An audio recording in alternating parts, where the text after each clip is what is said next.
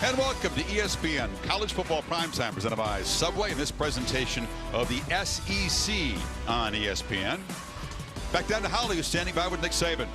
Coach Saban, you wanted to see a response from your leadership this week. What have you seen that lets you know they're prepared for tonight? Well, you never know if they're prepared, but we had a good week. I believe in the team. But it's time for us to respond. Respond with your ability, how you run, how you tackle, how you play, how you cover, how hard you play, how tough you play. So those are the key things to us. We got to get back to doing the simple things right. Thank you, Coach. All right, thank you.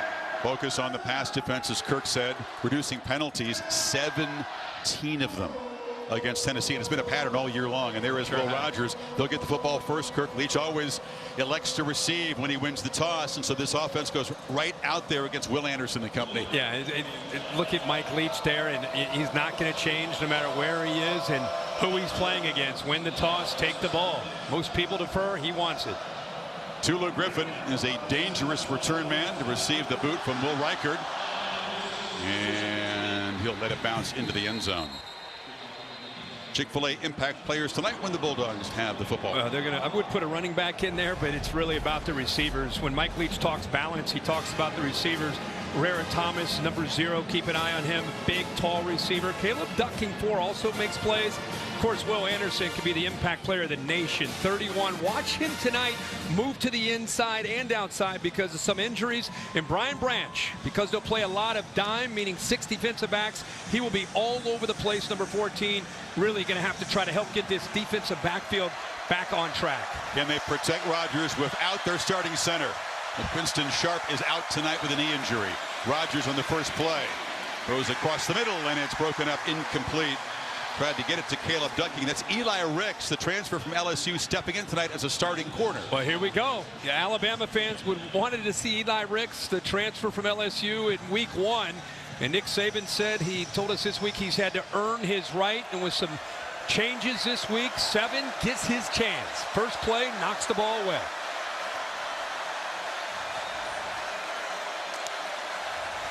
Second down handoff to Jacavius Marks. You can call him Woody. He is the feature back tonight. Leach will run it, contrary to popular opinion, to get about 5 yards there. And how about this? Eli Ricks, we're all excited to see him get out there. First play, knocks it away. Second play, Mike Leach challenges. Is this kid willing to come up and run support? And he comes up, gets run over a little bit, but at least there was a willingness to step up there. And the first third down of the evening. Bulldogs need 4.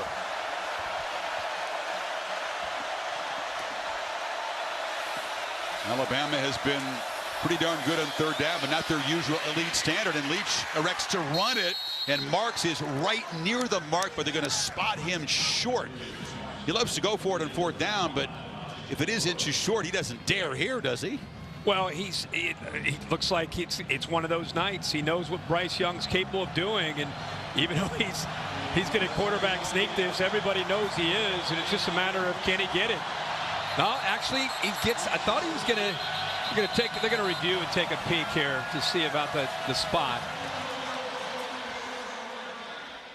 The previous play is under further review. Scott Walker, the SEC referee tonight, so have a chance to think about it and ponder. If you say it's a no-brainer call, go for it, sneak it. If you stick to his personality and who he is, let's take a peek here to see if he in fact gets to the 35 before he is brought down. He's right there on the line. Of course, it's easy when you start after a touchback. It is exactly the front edge of the paint on that 35-yard line. Bill LeMonnier, as always, with us in the booth. Bill, not easy to overturn calls like this, but do you see replay giving him the first down? Toughest thing is where the ball looks like it's on the line. Yeah. But where was the knee? Right. So this is going to be a tough one for replay. I've got him down just short. Well, based on the looks that we have so far, it'd be hard for them to turn it over. And right away, you just start thinking about if, in fact, he is still short. First of all, will Mike Leach kind of live up to his reputation and go for it? And secondly, we just go the simple way, the quarterback sneak. Here's a better look. Wow, it's still tough to see. Is that knee? And it just has to be on the left edge of that line as you look at it it's this the angle. third play of the game, and we're getting in here real tight here. That's how big it. When you play Alabama, every inch counts, even though it's the third play of the game. And what's he going to do? Well, I mean, you've got a backup center. Stephen Lasoya stepping in for Sharp, who is the veteran of that offensive line. He's a center who had started 29 games for State. Not able to go, hurt against Kentucky. So you're going to try to sneak it over a backup center. Right. After review, the ruling on the field, the ball carrier short of line of game stands. After all that, what we expected, Bill? But remember, Alabama's banged up as well in the interior. DJ Dale is out. He's a great player in the middle, gets a good push. Jaheim Otis also out. So they're moving some people around. You'll see Byron Young get moved to the inside, a veteran. Here we go. From his own 34.5-yard line. He's taking a gamble early in the shotgun. Marks is the back. Not going to be a sneak under center unless they try to just draw him offside here. So he's going to try maybe fool him here. The center's looking back. Never mind the crowd noise. He just kind of, that was a great look. Just kind of. Play clock got down to 1. Bama wasn't going to fall for that. They've had a lot of flags this season, but that would have been a bad one. Yeah. Well, with his reputation, you know, he's liable to go for it inside his own 20. But so he thought maybe he could draw them off, but instead he's going to call the timeout and punt it away. Kicking has been a little bit of an adventure for Mississippi State. They use a couple different punters, a couple different place kickers. Kool-Aid McKinstry is a very dangerous return man, starting corner for the Crimson Tide.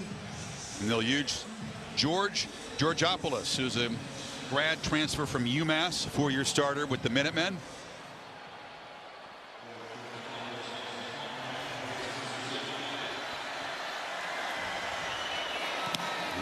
Kicks it with the point down. McKinstry waves for a fair catch and makes it at the 22-yard line.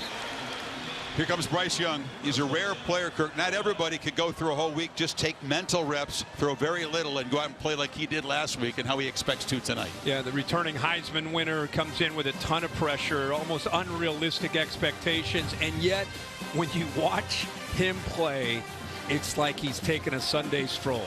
As calm as anybody you've ever watched play this position with such expectations and the demand that's put on this position when you play at Alabama, where you have to win every game and complete every pass. Jahmyr Gibbs has been a special player the last 4 games. The transfer from Georgia Tech is the tailback. And they give him the first carry. State swarms from that 3-3-5 defense. They've got him behind the line. 2-yard loss. Well, Jet Johnson was flying downhill in a hurry there. Took a let our Chick-fil-A impact players. Chris just talked about Gibbs. He's been a great story, the transfer from Georgia Tech. I just got a feeling they got a group of receivers. I think Isaiah Bond's about to have a chance. Keep an eye on 17. Watson, the linebacker, makes a lot of plays. Then Forbes, the corner, 5 interceptions on the year. They're going to test him tonight. On 2nd and 12, Young has plenty of time and just checks it down. And Gibbs, who's an excellent receiver, did a lot of that in Atlanta and is a big part of the offense. Hasn't broken a long one, but they check it down too frequently. Yeah, and I think that's one of the things that they're going to try to do with Zach Arnett, the defensive coordinator. This defense has a reputation with that 3-3-5 to be aggressive and come after you, but they understand what they're up against. Gibbs walking over, maybe going to get checked out. But they rushed 3 that time, dropped 8, and forced the check down, taking away those deeper throws. There's a good look at Arnett right there, getting the defense called. Cordell Williams in spelling Gibbs on this play. It's 3rd and 5. They're showing pressure now. They bring it. But it's picked up. Initially, Young now checks it down. Inaccurate throw. That was Cordell Williams out of the backfield, and the Tide go 3 and out in their opening possession. They end up bringing the linebackers right here and around here on the outside. It's picked up for the most part, but look downfield. Try to find an open receiver. Nobody, so he checks it down, and that's on Bryce. As good as he is, he's got to take the time to obviously get settled there and make an accurate throw to give yourself a chance to convert. You know, see James Burnett punts it as a flag down as they snapped it. It bounces. And getting out of the way is Xavier Thomas. they had too many men in the backfield. Remember, that's the last thing he wants to see.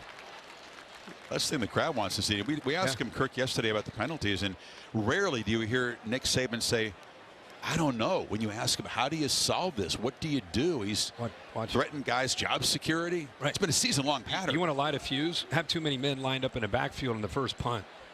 Illegal formation, kicking team. More than 4 players in offensive backfield. 5-yard penalty, 4th down. That does not amount to a super costly penalty. Well, here's your 3, and then you got a punter back here 4, and then right here is your 5th.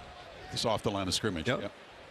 It's just a mental error. I mean, you go through that every day since spring ball on punt coverage. Just not like Alabama with the penalties that have stacked up. I mean, obviously, this is more about getting a team locked in off of a loss that frustrates you more than anything. Not the 5 yards. 3 and out, and the penalty on the punt is not what Nick would have drawn up.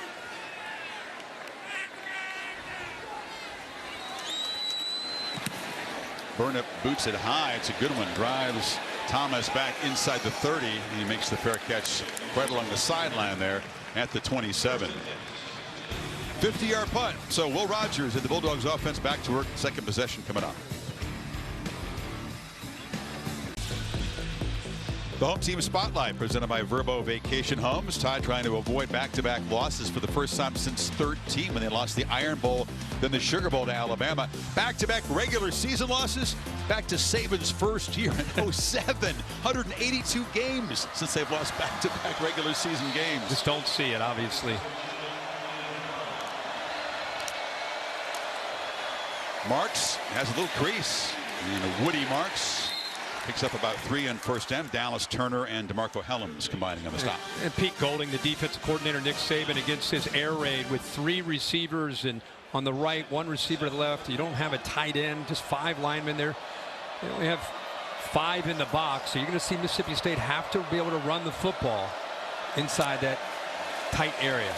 There's the 4th running play in the first 5. They pitch it on the edge, and Marks dives again near the marker, but it's enough for a first down. Yeah, so again, finishing that thought, Pete Golding decided, hey, like we always do, we're going to play a lot of dime. Meaning we're going to have 6 defensive backs on the field. And Mike Leach is used to seeing that. And one of the ways he tries to get defenses out of having all that speed all over the field spread out is you have to make them pay for it in the box by running the football. There's another run. And this time Marks is hit. Quick penetration. Henry toe-to-toe with the tackle right at the line of scrimmage. And toe-to-toe, when you have that light box, you have to count on your linebackers to be able to get penetration and win. You know, you're basically saying, defensive linemen, hold up those D linemen. Let's let our linebackers get downhill in a hurry. Only 1 pass attempt so far for Will Rogers. He's thrown 23 touchdowns this year against just 4 picks. Has good protection. Finds a man across the middle to the midfield, and that's Tulu Griffin. And second first down right at the 50. Yeah, mesh route underneath. It's zone coverage. Usually you run a mesh man-to-man. They'll kind of create a pick for one another. That time they just settled in the soft spot in the zone, and he sees him easily for the first down. Playing with some tempo here. Another quick throw. That's typical, right? The receivers and the quarterback need to be on the same page in this offense, right? And adjust. We've been all watching Mike Leach's air raid offense for so many years. And the thing I always marvel at is he doesn't have a lot of plays. You can maybe pull out and you see his play sheet there. I mean, look at his play sheet and compare that to what you see from other play sheets around the country. It's just a little card. He's got a few plays, but the amount of route adjustments on these receivers, depending on the leverage of the defense, that dictates what the routes are. Simeon Price is the ball carrier, running hard. He's got an opportunity tonight. Dylan Johnson, their multi-purpose back, did not make the trip. He's out, so we'll see more of Price. And he's capable, very capable, good SEC back, has some quickness, has some power. Now Leach, if he doesn't get this first third, we'll go for it. Oh, yeah.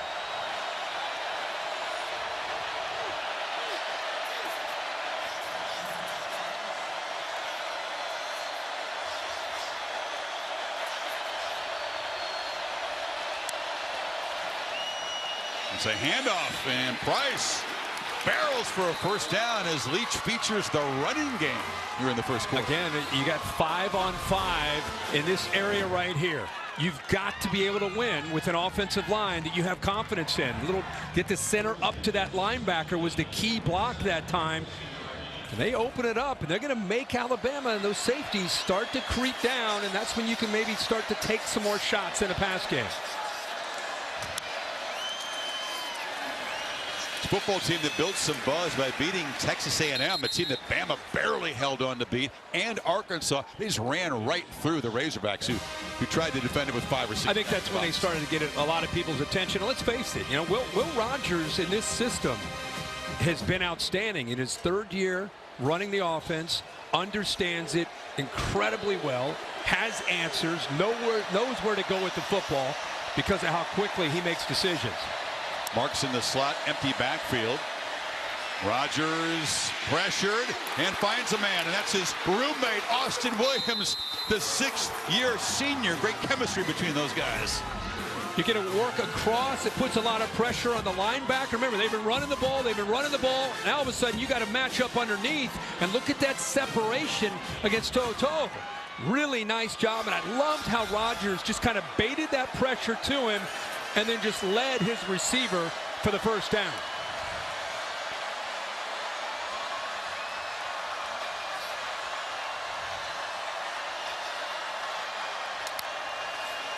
Comes pressure off the edge. Hit as he throws, and he went into traffic. And Kool-Aid McKinstry comes up with the pick. The first time they really got after Rogers and affected the throw, it was Brian Branch. Well, they blitzed him, like you said, Chris. They dial it up. Branch makes Rogers get it out. The first time we've seen him throw it where it's not accurate, and they're definitely going to take a peek at that one right there. Yeah, there's no way he collected that before it hit the ground. Bill Lamagna is over there waving his hand, but you did see the nose of the football hit the ground. Interception by the defense. The previous play is under further review. He sold it pretty well, though. He came up and said, I got it. Official. They'll look at it. We'll step aside while they do.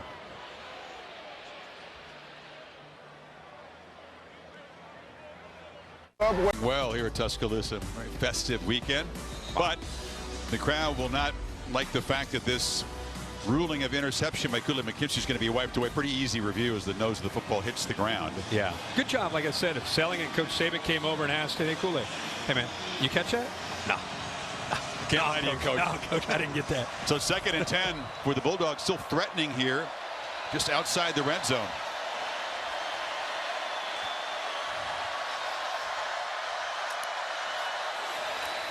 Rogers throwing downfield, tried to create a jump ball. That was McKinstry in coverage there against Tulu Griffin. 3rd and 10. Those deep throws like that, you can underthrow that, make him come back to the ball. I don't think McKinstry ever found the football. He could have easily gotten a pass interference on him. They go right back to him and challenge him. It's the 12th play of this drive. I mean, Mike Leach has got to like this methodical drive, keeping Bryce Young on the sideline.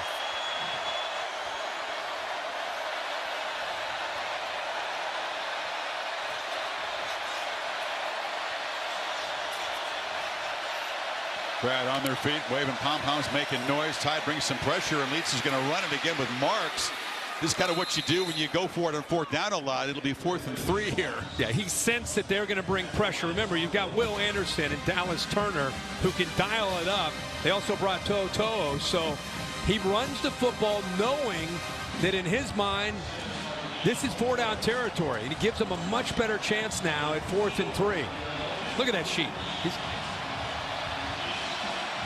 Yeah, 4th and 3, you can get the ball out fast, right? And have a decent chance of you better converting. Give you an idea where Will Anderson is. He's to the right of Will Rogers.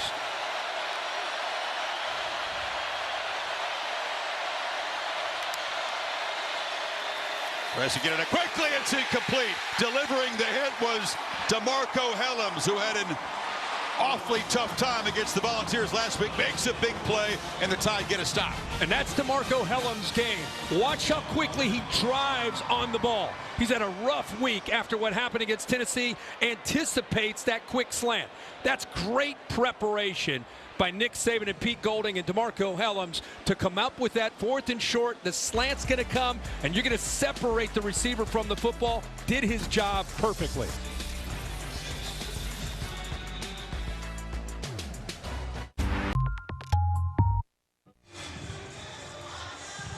Fourth down stop for Bama's defense. They take over at the 15. Jace McClellan is the back.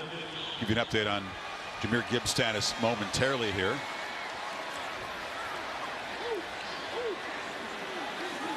Couple tight ends off to the right side. They're going to roll Young that way, and he flips it down, and then it's McClellan out of the backfield. Nice play design, and it picks up 11 and a first down. Holly. Well, guys, Jahmyr Gibbs, who is everything for this offense, leads them in all-purpose yards, was banged up in their last offensive series. You see him after this play. Nice juke there, but after this, he went into the injury tent where I saw people take in extra padding and extra tape. We believe from a gesture we saw from a trainer that it is his shoulder. You saw him go down very hard on that. I'm told he can return. In the meantime, McClellan's got the handoff and a couple yards off the left side. Yeah, he leads the SEC in all-purpose yards. Gibbs has been a sensation, really, in the last 3-4 games. He has. I think, you know, when you take Jameson Williams off this offense, John Mechie from last year, they're not as electric on the outside. And with Gibbs coming in, he's become that guy, the game changer and the difference maker so far the first half of the season for the Tide. And more than 7 yards per carry. It's a big change from the running game a year ago when Brian Robinson was a workhorse, but not real explosive. Young runs up in the pocket and flings it downfield and has a man wide open, and it's Ja'Corey Brooks, who's got it deep in state territory. This is fantastic to watch with Brooks. He's right here, and I want you to watch him the entire time. And this is what a threat is with a quarterback looking left and then stepping up to the right. He's a threat to run. Watch the adjustment by the receiver downfield. We'll get back to it right after this. 40-yard gain, going quickly.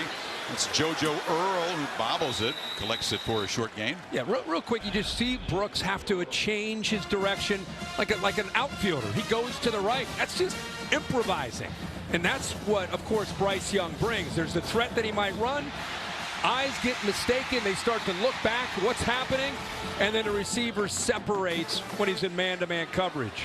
Gibbs back in the game, set far to the left of the formation. Good to see him back. Second down play against a 3-man rush. Young is going to roll away from the pressure. It catches up to him. He just flings it downfield and out of bounds, and Young knocked down after the throw. You're only rushing 3. You're dropping 8. The big question is, can you contain Bryce Young? Can you force him to throw the ball? And that time they were able to, with a good job eventually. Good coverage downfield, and eventually that 3-man rush gets to him and forces that throw. Every hit that Bryce Young takes, you kind of hold your breath. Oh, yeah. See if they dial up pressure here on this third down or continue with that rushing 3 and dropping 8.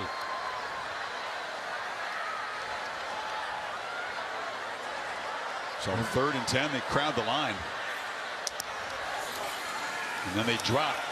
Just a 3-man rush all day for Young, is directing traffic, extending, looking, pointing deep, and delivers a shot to the end zone. Touchdown, JoJo Earl. And the magic of Bryce Young to wait for someone to get open and then throw a dart. That's the risk. There's the smile, the Steph Curry smile that Bryce Young has. That's the risk you take when you rush 3 and you drop 8. You can only cover for so long until Bryce Young, like maybe compare me into a Patrick Mahomes, is eventually going to find a guy that's open. Give credit to the offensive line, by the way, not going downfield, and give a lot of credit to the receivers for just trying to get separation, pulling away from those defenders. JoJo Earl, a guy who's battled through injuries the first half of the season, just his 3rd catch, but his 2nd touchdown of the Tide strike first. Well, here you have it. They show pressure. They end up bailing. Rushing 3. Look at the coverage. Great coverage, but can they last? I mean, it's like you're playing backyard football. 7 Mississippis, 8 Mississippis, 9 Mississippis. Here it is back here. Pretty good coverage. All he does is look one time into the backfield. What's happening? And he loses JoJo Earl. See him pointing. Say, go that way. Go away from him. Great communication. I'd love to get a stopwatch, honestly. What do you think, 10 Mississippis? Is that Mississippi State? I mean, he did that a lot against the Volunteers, eh? And nobody in the sport really does that better than he does in terms of just so calmly moving around, right? There's no frantic. It's not Johnny Manziel. It's not twitchy. It's just fluid and calm. No. If his mind is as smooth internally as his body and his facial expressions, the game is in slow motion.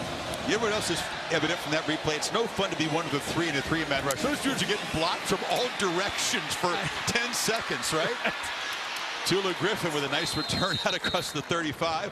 To Matt Berry for a studio update. Hey, Matt.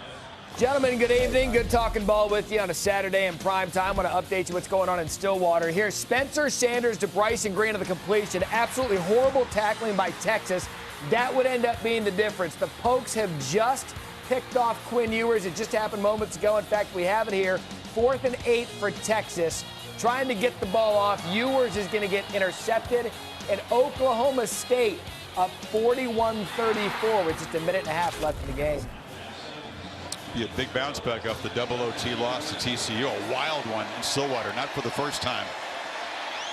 So can the Bulldogs respond? Rogers told me this week he knows that a fast start is essential, Kirk. You don't beat Alabama unless you start fast, and it's why it's so important they came up empty in that last possession. And it's disheartening, right, for Mike Leach and this team, for his offense, when your defense is playing pretty good, and then Bryce Young does what Bryce Young can do. You know, it just takes the wind out of your sails, and now you got to start all over after that. You know, they had a 12-play drive the last time they had the ball.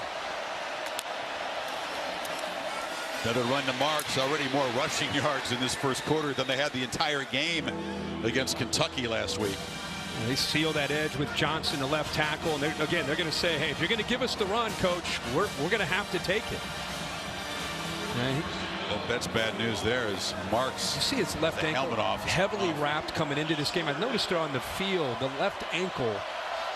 I don't know if that's what took him off the field or not, but he did not come in at 100% tonight. So Simeon Price on this 3rd and 4, and he's got the football and he's got a first down and more. So Leach going against his tendencies, but taking what the defense gives him. They're in Bama territory. Watch the right side use this combination because Alabama, Will Anderson goes inside and they communicate that perfectly. I mean, that was really well done on the right side to open that up. And Rogers looking to throw on first down. He's got a man short, and Alabama does such a good job at tackling in space, limiting yards after contact against this offense. They sure do. I don't know how he got that around Brian Branch on the blitz that time. Branch came in. You know, they're trying to do different looks, playing pretty conservative. Maybe a few twists. That time they brought Branch, but Rogers got the ball around him. That's why I reacted. There's a dangerous throw. He got it out of there. Now they flip it underneath. And that's Will Anderson making the tackle on Price short of the first down. It'll be 3rd and about 1.5 yards. And we have an ISO camera like every crew that comes in here on 31, and sometimes you just don't even want to talk. You just want to let his actions just speak for him. There's Marks checking out. It's like his top of nose, maybe his nose, yeah. Another 3rd down. Already a bunch in this game. This is the 5th one.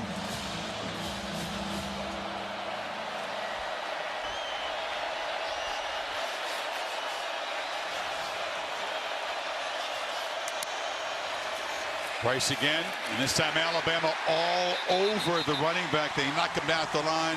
Toa combining with Dallas Turner. 4th down again. On the left side, this time it's right here. Turner, watch him just drive Jones right into the backfield. Look at that. That's a man. That's, you know, no one talks about Dallas Turner because everybody wants to talk about Will Anderson. If Turner's on any other team in the SEC, he's the guy. And that time, he's not just a pass rusher. Shows you he throws a big tackle right into the backfield, into the running back. Now Leach has run on all 5 3rd down plays so far. They actually lost yardage there. A full 2 yards needed. Play clock at 4. Got to hurry. Just get it off, and it's an option look. Rogers not known as a runner, but he keeps it. Byron Young's got him, but it's a first down. Watch Jordan Battle. He doesn't think that the quarterback's going to keep it. You'll see 9 come in. Once he comes in, he doesn't respect or fear the threat at all. He's right here. He goes straight to the back. And that's what allows him to get around Young and eventually pick up that first down. And Battle came downhill and turned right towards the quarterback. It at least would have forced him to deal it. But he did not expect Rodgers on 4th down to hold that ball. State continues to control the football, dominate time of possession. Final 30 seconds of the first quarter. Pressure off the edge. They get it out.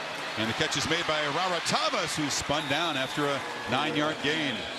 You blitz, you better be careful against Mike Leach. He will get the ball out in a hurry and give these receivers a convoy out in front.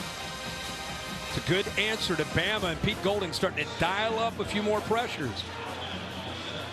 I wonder, is it possible to be patient against Alabama? Can you beat them without some big explosive plays? So far, the Bulldogs have moved the football, but still trail after one, 7-0 in Tuscaloosa. You're watching ESPN College Football Primetime.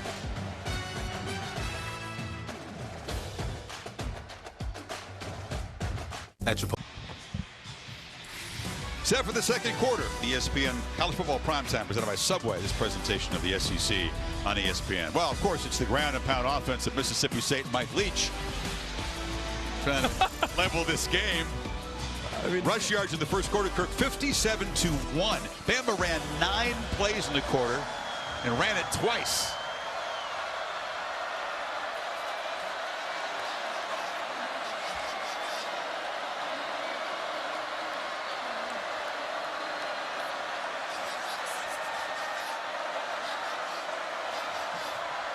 Using a lot of the play clock here, and Rodgers looking to throw.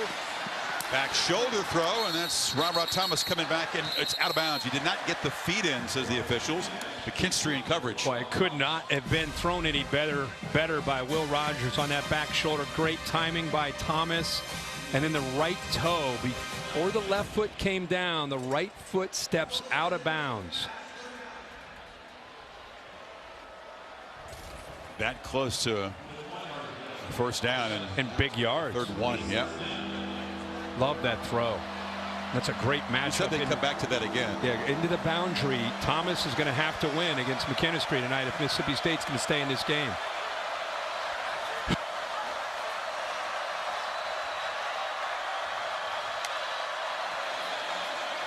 To throw for it this time on 3rd down, and it's incomplete.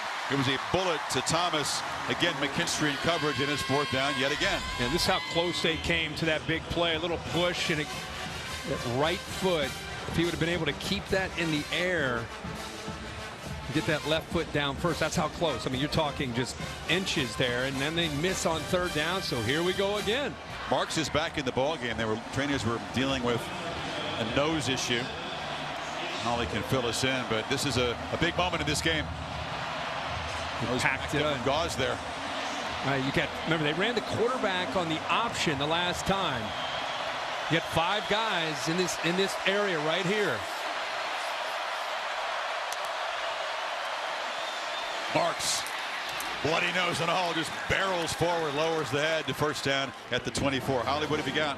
Well, guys, he had about 4 athletic trainers circling around him, and you see him coming out right now really in pain as he's taking his helmet off. He has a possible broken nose. They were trying to really reset it and pack it with gauze right across the bridge of his nose as you see that hand go in there. He was having some vision issues. They put some drops in his eyes. He did say that he can see, but you see him right now in quite a bit of pain as he comes right back out after getting that big 1st down. And Holly, that he runs like he ran on that 4th down play where he lowers his shoulder and takes another hit.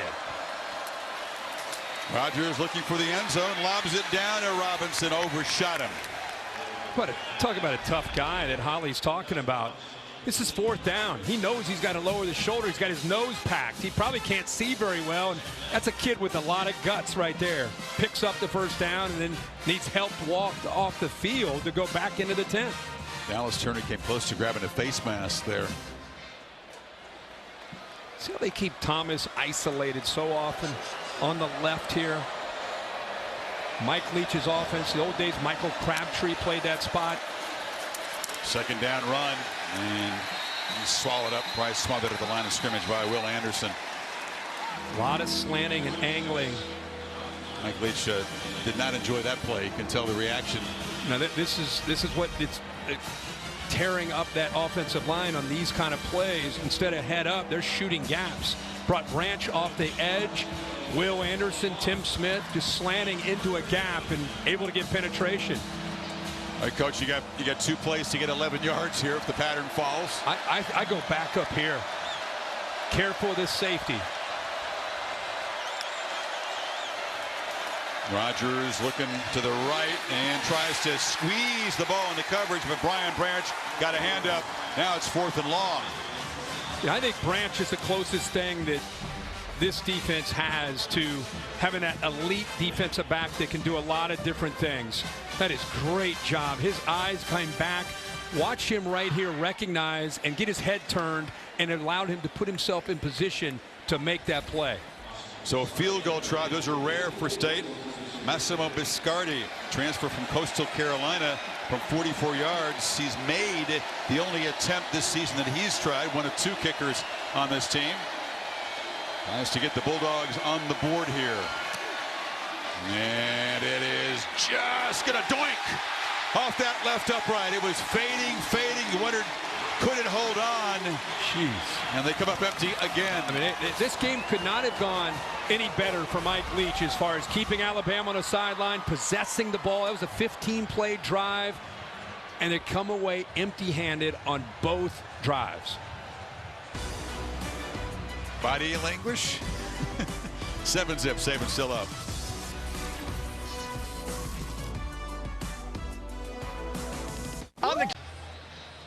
So 2 impressive marches by the Bulldogs, but a 4th down stop and a doink field goal.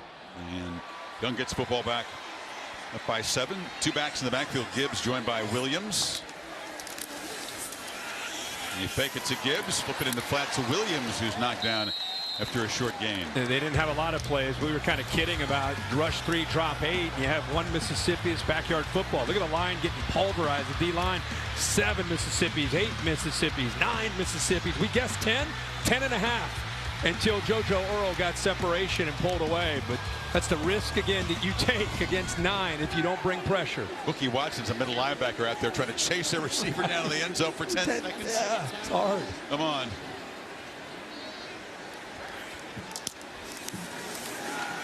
Earl, he looked that way, and Young's going to fire back to the right side and check it down to Ja'Cory Brooks, who makes the catch out near midfield. 1st down. And this is how comfortable he is in full field progression. Look at his eyes, left. He's going to work left.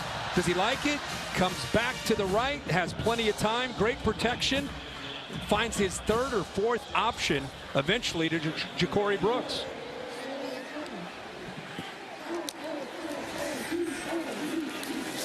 Race again, last time. 3-man rush again. Young just fires it into the turf. That time, good coverage, but a couple of flags in the secondary come in very late. And another flag where the quarterback threw it. Yep. 3 on the field. You know, they'll get definitely the quarterback, roughing the quarterback late. Jordan Davis was the guy. After he frustrating, right? You're yep. chasing him down forever. Eventually you get there, you want to hit him, but it's too late.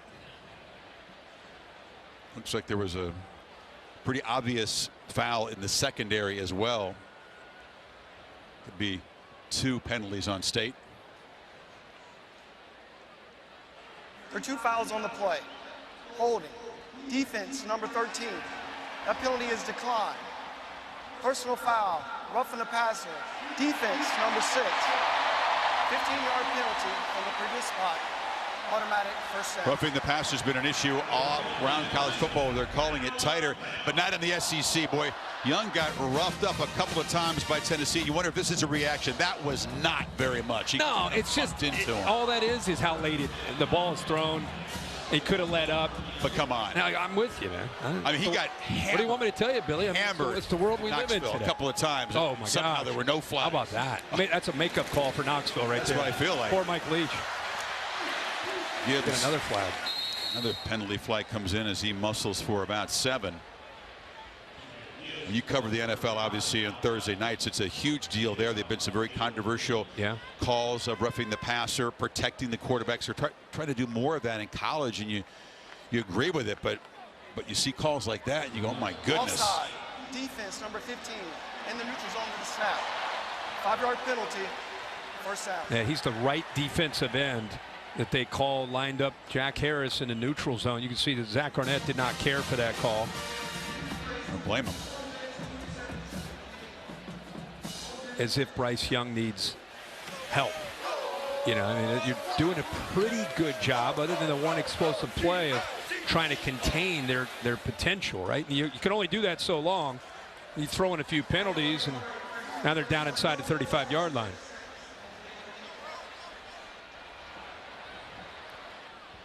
Run 11 plays, Bama. I think his offense has done a lot of good things, run the ball well. Game clock operator, please place 12 minutes and 2 seconds on the game clock. Beats quarterback Will Rogers is 6 of 15 for 47 yards. But if you told him, hey, you're going to have 2 early scoring opportunities deep in Bama territory, he would have taken that, but unable to cash You're in. going to get that, and then potentially you go down 14 after having a chance to maybe punch those in or at least get field goals and get this thing settled. We're finally going to. It's 12:02, which is what Scott Walker has asked for. Get to the bottom of this. There we go. And the crowd goes wild.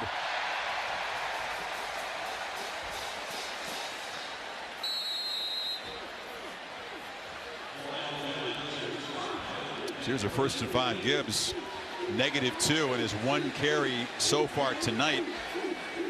Figured he could have a big night against this run defense, but looking to throw and taking a huge hit, and there comes a flag. That was Jackie Matthews laying the lumber on Isaiah Bond, the true freshman. This will definitely be looked at for targeting. Yeah, he's going to get thrown out of the game for this. I don't even know if you need to use the replay. That was so obvious. Full speed collision here too.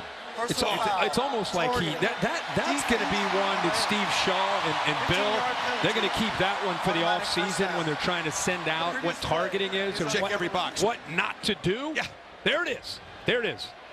Everybody wants to know. I mean, he used his helmet. He actually aimed to try to hit the receiver, who is defenseless because the ball is getting there right at that split second, and he launched.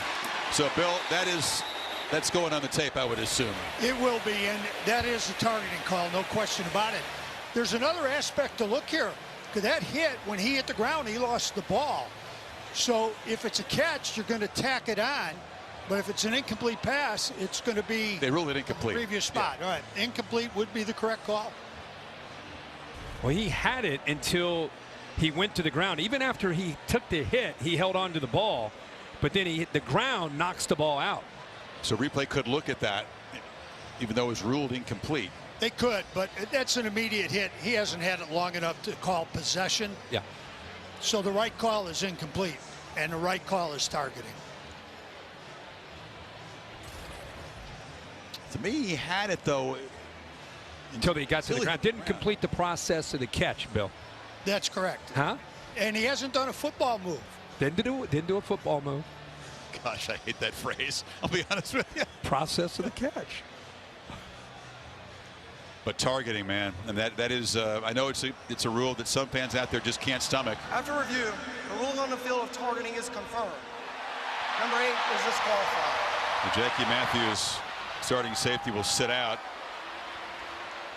And Isaiah Bond being looked at by the athletic trainers in the tents after that hit. They'll obviously got up. Want to check him out. Yeah, just to make sure he's good. But he did get up pretty quickly, and just a precautionary measure. I'm sure take a good look at him. He's really a young true freshman out of Buford High School in Georgia with a bright future. They think he could be one of their next superstars. So the hat trick for the Bulldogs. Penalties on the last 3 plays. Roughing the passer, which was a shaky call. The offsides, and then that targeting. Tied back in the red zone here.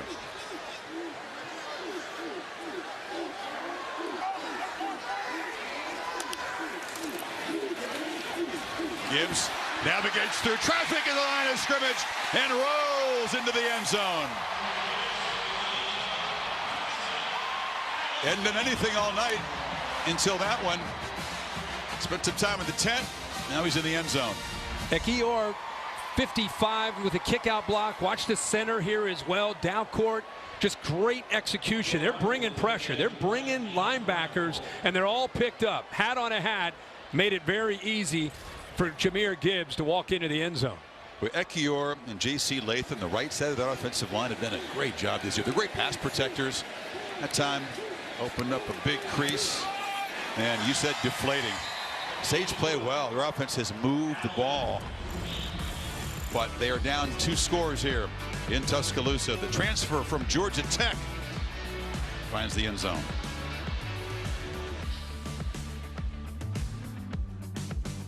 With DirecTV. Came down from Michigan to go to school here, a senior. Great visit with the legend Joe Namath on the field before the game. He said he comes back to 1 game a year. He picked this one tonight. Remember him on College Game Day with the fur coat making picks with LC. That was classic. It was. Joe is so impressed with Bryce Young and talking about him and what he expected from his future, and making the same points you make, his smoothness. But also, you notice he bulked up about 15 pounds. Yeah, he sure has. Tulu Griffin fighting for yardage, knocked down near the 20. Back to Matt Berry. All right, guys, want to keep you updated on Texas A&M and South Carolina for the SEC offense. This was Texas A&M's first play from scrimmage since coming out of the bye week. They gave up a 100-yard touchdown return to Xavier Legette to open up the game. Gamecocks up early 7-0. And then after an interception, they got a field goal, and then Christian Beal-Smith punches it in 17-3. Willie Bryce is loud right now. Oh, Shane Beamer. Oh. Huh? The Beamer ball there with the special teams play. Wait, this guy, he's bounces back.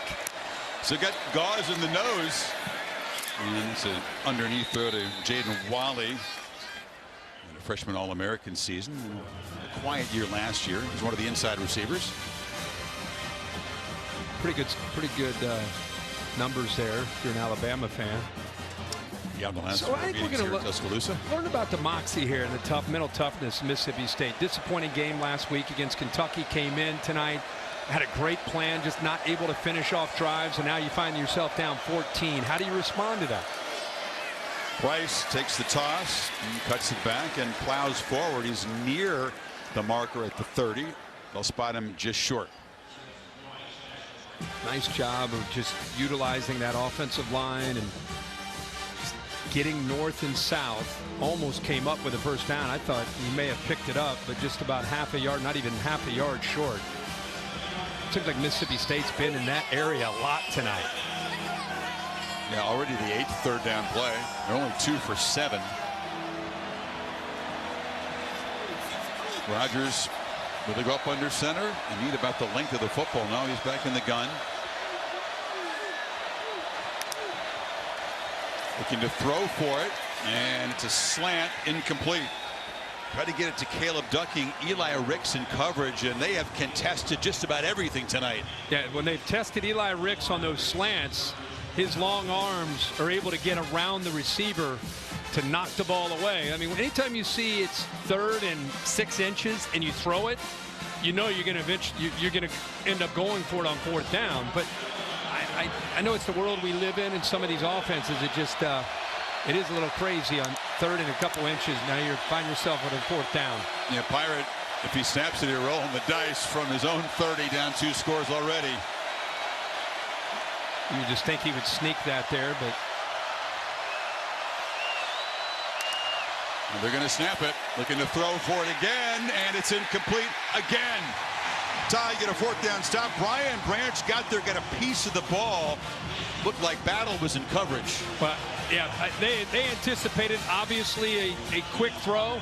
They blitz it, which is a great call by Pete Golding. 14 right there. Branch gets a hand on it. Look at the ball. And even if it doesn't get knocked down, because how quickly Battle was coming up, I don't know if that ball is going to be able to be converted anyway. So 3rd and a few inches at your own 30, you throw it, and then 4th down and a few inches, you throw it again. And now you give the ball right back to Bryce Young with a short field. Yes, you do. Figure to be down 3 scores very soon. They're running the ball pretty well, too. Here comes the blitz. It's picked up. Young has time and fits the man in stride. Trayshawn Holden who makes the catch down inside the 15. And give this offensive line a lot of credit. We're going to talk about Bryce all night, but I always love to talk when a quarterback has that much time on a deep crosser to give credit to the line, giving him all the time he needed for Holden to get separation. And totes the rock for no gain. Yeah, just going back to the calls. Your point's a good one. He must have felt like there's a better chance to complete a slant than to gain a foot on a running play. But they've been running the football all night. I agree. Into that front. You deal with those slants. Yeah, it's in theory easy pitch and catch, but with the athleticism, the length of these Alabama defenders.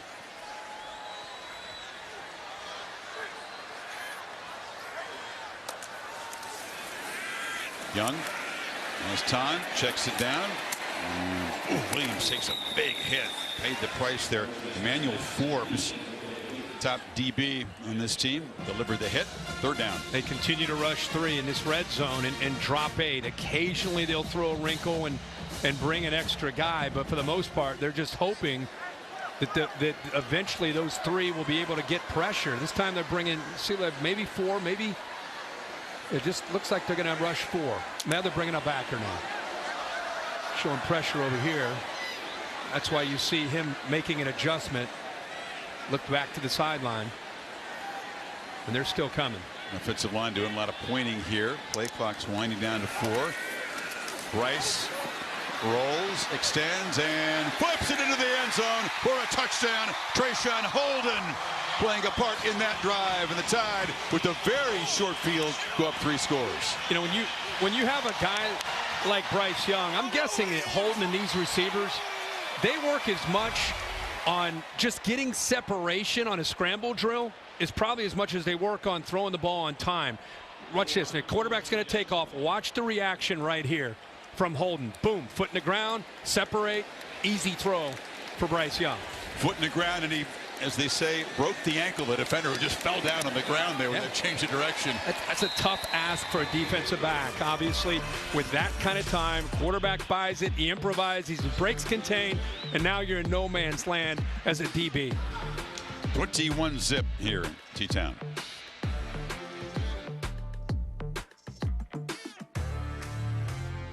If you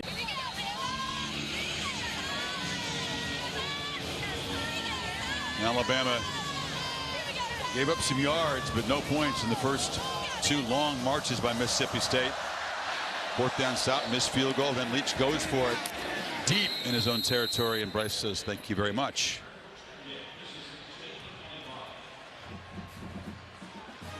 Rogers had a tough game in Lexington, and Leach said the entire offense and his quarterback were frantic. So he wondered how would they handle a much better defense in a very tough environment on the road tonight. Well, and again, when we just said they were down 14, and they could have been up after possessing the ball as much as they did, and they weren't able to finish those drives down 14. How do they respond? And they end up going for it on 3rd and inches and 4th and inches and give the ball at the 30-yard line to Bryce Young. Now they're down 21.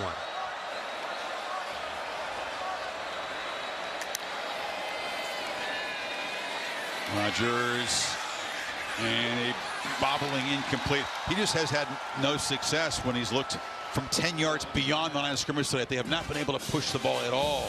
That's why you always see receiver coaches and offensive coaches saying, fight, finish the play. Robinson, you've got to catch.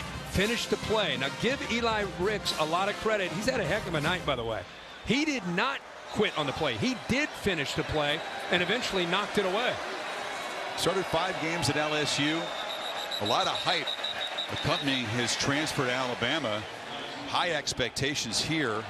All-star offense, number 6. 5-yard penalty.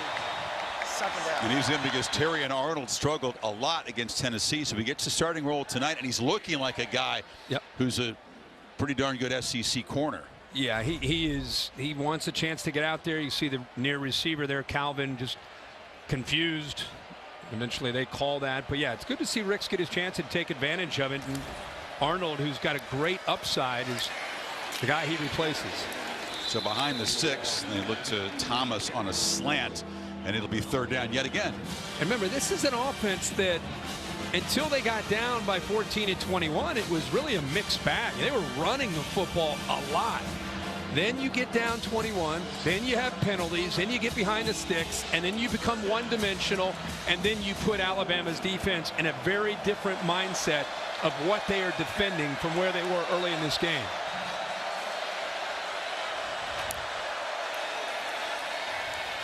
Rodgers pressured, running away from the pursuit there and throws it low. Will Anderson got after him and knocked him down. It's 4th down.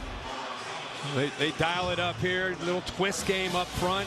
Who else? Of course, Will Anderson gets him out of that pocket. And when he's chasing you and you're a quarterback, you just know it's a matter of time until he gets to you with a sack, and you better get rid of that football. See the strength in his arm? He grabbed a jersey and he just pulled down a quarterback who's 215 with one hand. That's the thing, and Todd McShay, who's with us tonight and studies all these guys, his hand strength and how heavy they are, that's what the NFL, when they look at his body, they're going to be shocked by how strong he is, especially in that line of scrimmage. Archer Trafford on to punt, and he booms a great one. McKinstry retreats, doesn't catch it, and it'll bounce dead way back at the 12-yard line. 7:20 here in beautiful downtown Tuscaloosa. 60-yard punt. Bryce Young, and I used a comparison to Steph Curry because of how cool he is, but also his game. How he's able to kind of generate, I think, an awareness. It reminds me of Steph Curry. He's able to distribute, he's able to score, and then it's the confidence, the little walk-off there. I mean, that's Bryce Young. The personality, the way he leads his team for Golden State and the way Bryce leads his team for Alabama. They just look like the same guy. I know it's different sports, but it reminds me so much of Steph Curry. Bryce would love that comparison. It's his idol. Yeah. It's his guy. Gibbs. Here's part 2. Yeah, it may be that kind of night, so we're going to give you another look. This is where, okay, they're covered. You got 2 guys. Love this part. Takes off, no problem. Just dish it. The no look at the walk-off. Little walk-off. He knows. And how many times have you seen Steph Curry do that, right? The eyes, that sixth sense, finds the open man. The look away was sweet. It was beautiful. And most importantly, the eyes and the personality and how calm and cool they are when the stage is his biggest. Ooh, huge hit delivered on Gibbs. He bobbled it, spun, and paid the price. And it was Jalen Green laying the wood. 3rd down now. Well, that was a huge hit. You know, we saw Matthews get kicked out when he lowered his helmet. And this time we see looks like a clean hit from the views that we've seen so far. Didn't use the top of the helmet. Kind of came in, planted his feet, and delivered a shot. I'm going to take a peek.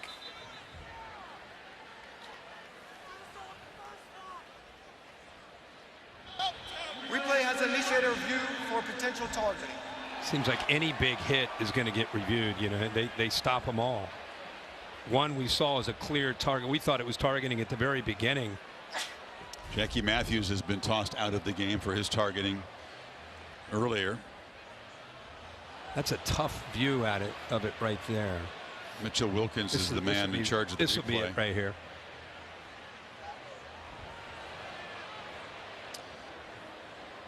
And we wait for this. I'm going to bring in our expert, Bill LeMonnier, for that.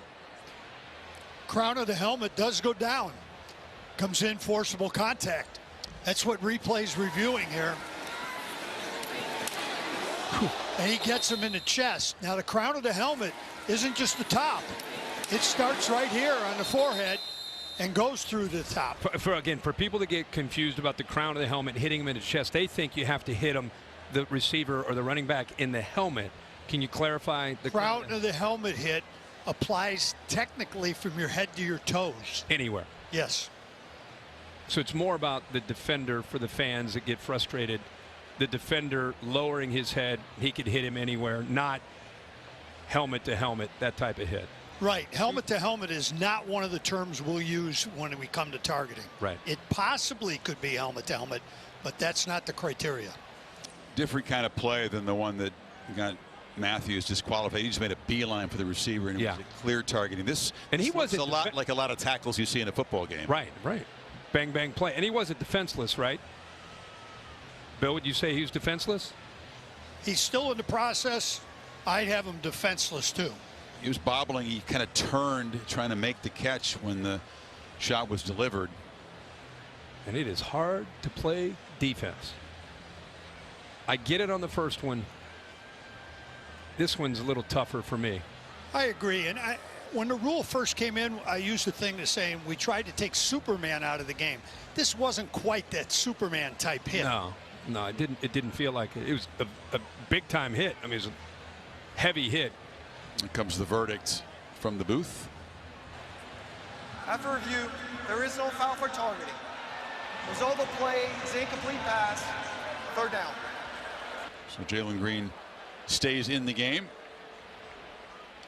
I think we have collectively not much issue up here with the two targeting reviews. So Young faces a 3rd and 9 here.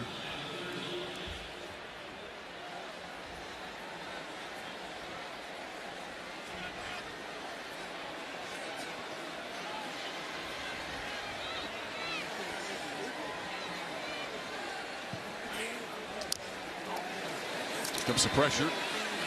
Young slides and delivers a throw downfield, trying to get it to Burton, and makes a sliding catch, and it is ruled good. Incredible. Burton, the play that, or the guy I should say last week that had the problem with the field rush at Tennessee. Did he get that foot down? Possessed the football. Kind of obscured by that angle. And it looks like the right foot's down before the left foot steps out of bounds. He came all the way from the left. Now they're going to take a peek. Looks like they're going to take a peek at this one too. Sorry to say, Burton was the guy that felt he was in danger when those fans at Tennessee rushed the field. The ruling on the field is a completed catch. He reached out with his hand and he shoved a female Tennessee student. Caused a big uproar. It was posted on her TikTok, and Saban elected not to discipline him in terms of a suspension for the game. That they handled it internally. Yep. Paid some price, but able to play here tonight. That's the catch right there. Right foot is down, left foot steps out of bounds. Only question Bill would have is he bobbling the ball in any way? I still see firm control of the ball. He may be trying to transfer one hand to the other, but I've got to catch. Yeah, and right foot's down clearly. While he drags that right foot. Burton is the guy they've got him working with, anger management counselors. He threw a punch at a Texas A&M player. He was heavily provoked in that game, but did throw a punch and was penalized, and it could have been extremely costly in that game. It was tight late in the game when it happened, so he's Saban hoping he'll learn to sort of control his emotions a little bit better. Absolutely. It's a tough situation though when fans rush the field. After review, the ruling on the field of a completed catch is confirmed.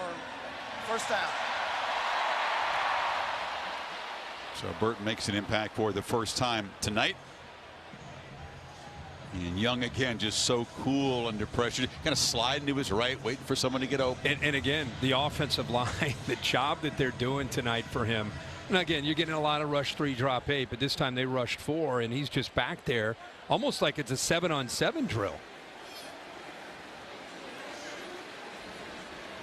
A couple of tight ends to the right. Williams is the back to the left of Young. They show pressure, and it's a run blitz, and he just patiently picks his way around the left side. Our sports injury analyst Marty Jaramillo and I have been talking for the last couple of weeks, Marty, about how they're managing Bryce Young's AC shoulder injury. He missed the 1 game and has now played under 100% the last couple of games, but has looked okay. What's Jeff Allen and the staff doing for him? It's been only 3 weeks since Bryce separated his shoulder, where the tip of the collarbone actually stretches away from the shoulder blade. But you know what? Pain has been managed. It minimizes his throws, but he's still vulnerable because he's so mobile.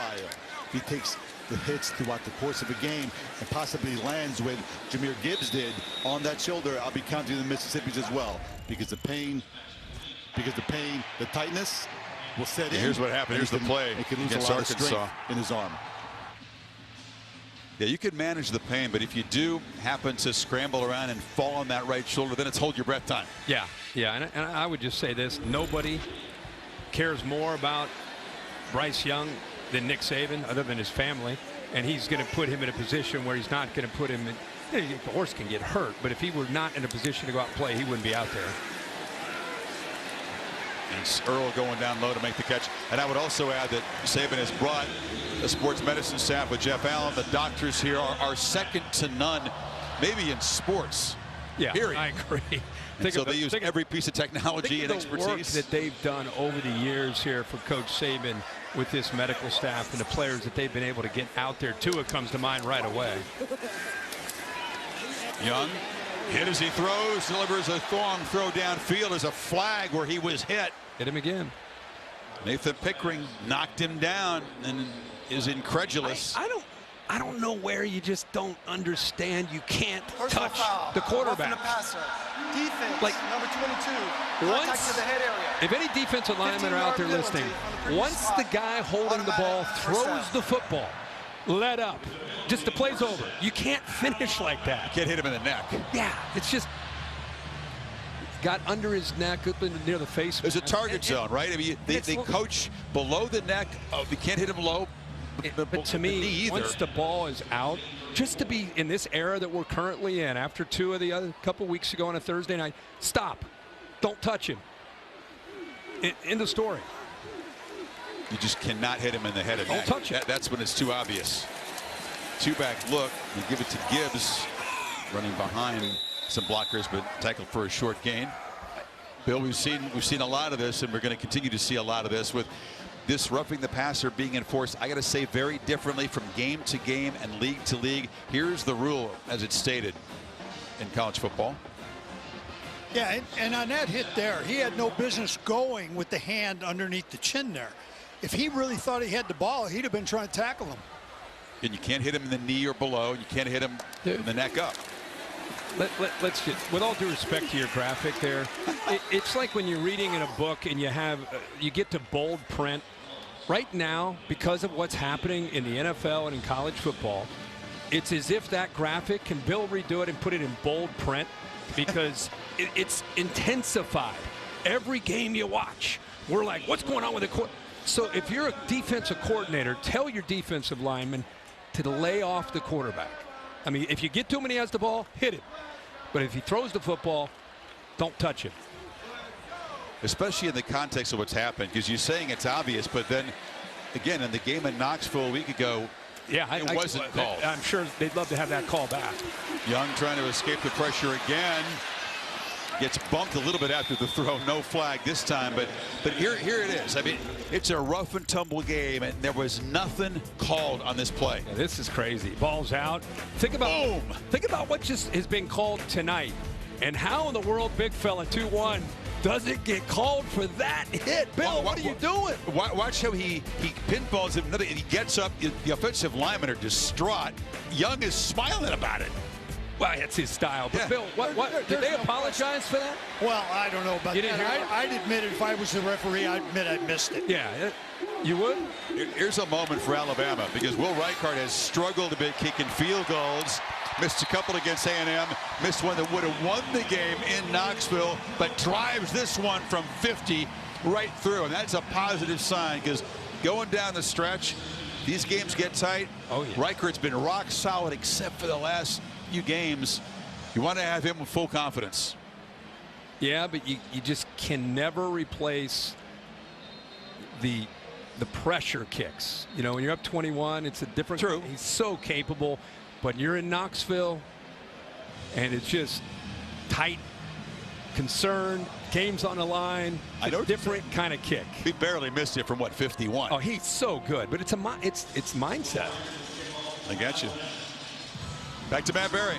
Matty. All right, guys, coming up with the Mercedes-Benz halftime report. It's a great day to be a Tiger, whether you're LSU or Clemson. We'll get highlights of both of those, plus a marquee day in the Big 12. Some good highlights, including that TCU game, Kansas State game going on right now. And the Buckeyes, boy, they continue to roll. Then again, Iowa, they only score points on defense.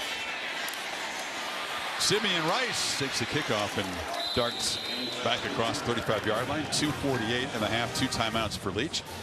We have Todd McShay here, and he's down on the field marveling at a lot of things, whether it's Will Anderson, but especially Bryce Young. And Todd, what are you seeing tonight? I know you have incredible thoughts about him and his future. Yeah, it's so much fun to watch Bryce Young on the field. because I'm only 6 feet tall, and he's, what, 5'11"? And standing behind these offensive linemen, if you're going to be a shorter quarterback in the league, you've got to be able to find windows with your feet and maneuver around. He does it so patiently. When do you see him get a ball batted down? Right. And then the anticipation that he has, Kirk, is remarkable. Here comes the pass rush. And it's Branch on the blitz, knocking Rodgers down. Todd, we'll get right back to you, but Branch, this has been Pete Golding's call tonight. Not just bringing Anderson, but you can create one-on-one chances for Anderson, who's inside of that, by bringing that pressure. The back is, you saw the back. The back went right to Will Anderson because of the concern there, and it frees up Branch to be able to get home. Second sack for the guy that plays the position they call the money position. Second and 15, and downfield shot, and again it's a contested throw, broken up there by McKinstry against Tulu Griffin. 3rd and 15. Todd, real quick, just want to go back to you. There's so much talk about it, and this isn't about just the NFL. You and I kid about that all the time, but his size, you look at these guys in the NFL, they're not necessarily the Peyton Mannings and the Tom Brady's anymore. These undersized guys, there's a place for them. Is he right on the edge when he goes of being that top pick, one of the top quarterbacks out? I think it comes down to he and C.J. Stroud from Ohio State, and it's really not the height. It's more of the frame and the durability long term. But the people I talk to in the league, if you love him, you're doggish on Bryce Young. Rodgers throws it away. 195 Bryce is. He was 170 barely when he got to Alabama. He could still, though, add a little muscle, add a little bulk, and try to brace for what he's going to see on Sundays. And no doubt about that. And I think he does have the frame to be able to do that. And some of these guys just know how to avoid big hits. He reminds me of that kind of guy that's able to avoid contact, get down whether it's out of bounds or sliding underneath for those big hits.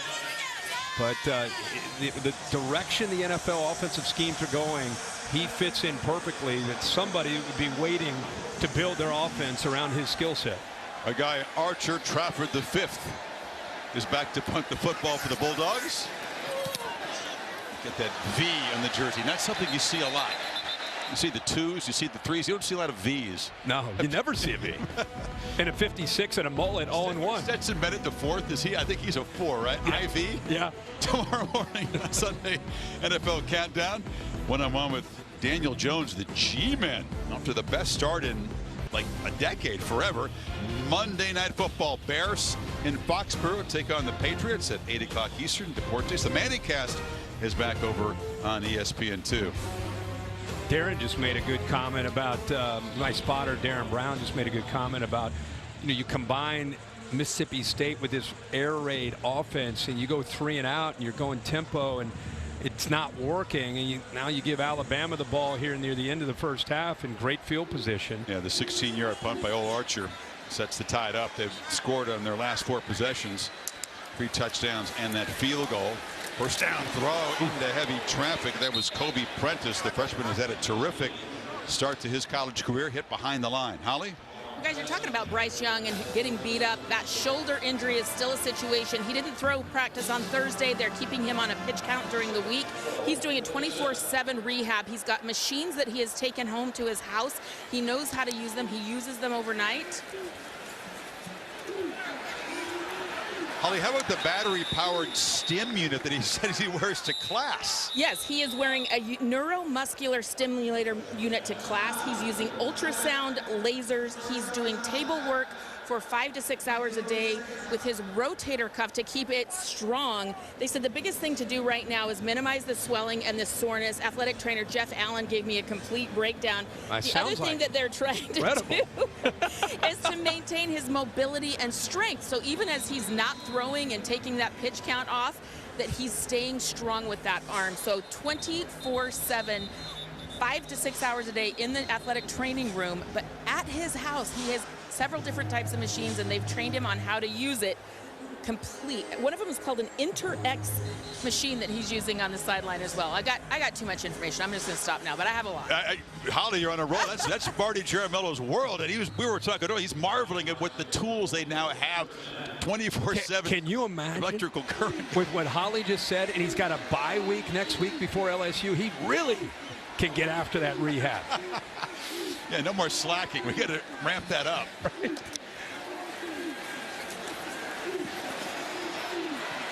7 Mississippi, 8 Mississippi. Uh-oh, don't take a shot. 9. Even around this way, and finally just, after they chase him for 10 more seconds, he just flicks it into the bench. Good defense. That's a good job by Mississippi State. Little combination coverage. They get good depth. Take away that deep crosser. You can see Burton. Burton almost runs himself. Again, that's that scramble drill. He runs himself into coverage. He had a pocket there if he could have settled, and Bryce Young will find you. It's amazing how he has that ability to locate when he's running around for his life. He'll find you if you can settle in that spot, that soft spot in the zone. Take over at the 45, a gain just a yard in the first punt tonight. It's kicked out of bounds by Burnham. See where they spot it. They're going to keep State the football. It'll be outside the 20 at the 22. Tomorrow afternoon on ESPN, Sunday NHL action. The Ducks finishing up a long road trip against the Red Wings in Detroit, 5 Eastern, 2 Pacific, also on the ESPN app. 5-game road swing in the NHL is tough. Western teams heading east and taking their lumps. I'm going to check my phone to see if the Jackets got a win. They played the Penguins tonight. They've won 2 in a row, by the way, after a slow start. 3-3 in the second, Bears said. Bears on top of everything. 3-3 in the second. We're checking Blue Jacket scores here in the first half. Oh, we're going to check a lot of things in the second half. 1:06 to go before the break. And Rogers underneath. You know, he hadn't completed a pass, Kirk, beyond 10 yards. That's something that against lesser pass rushes, he's actually done pretty good. He's got a nice downfield touch. They have not been able to do it once tonight. No, remember, this is an Alabama secondary that was embarrassed on TV, big rating. Everybody saw it. Everybody's been talking about it. How about how they played in this first half? Giving up some plays, but not giving up any points.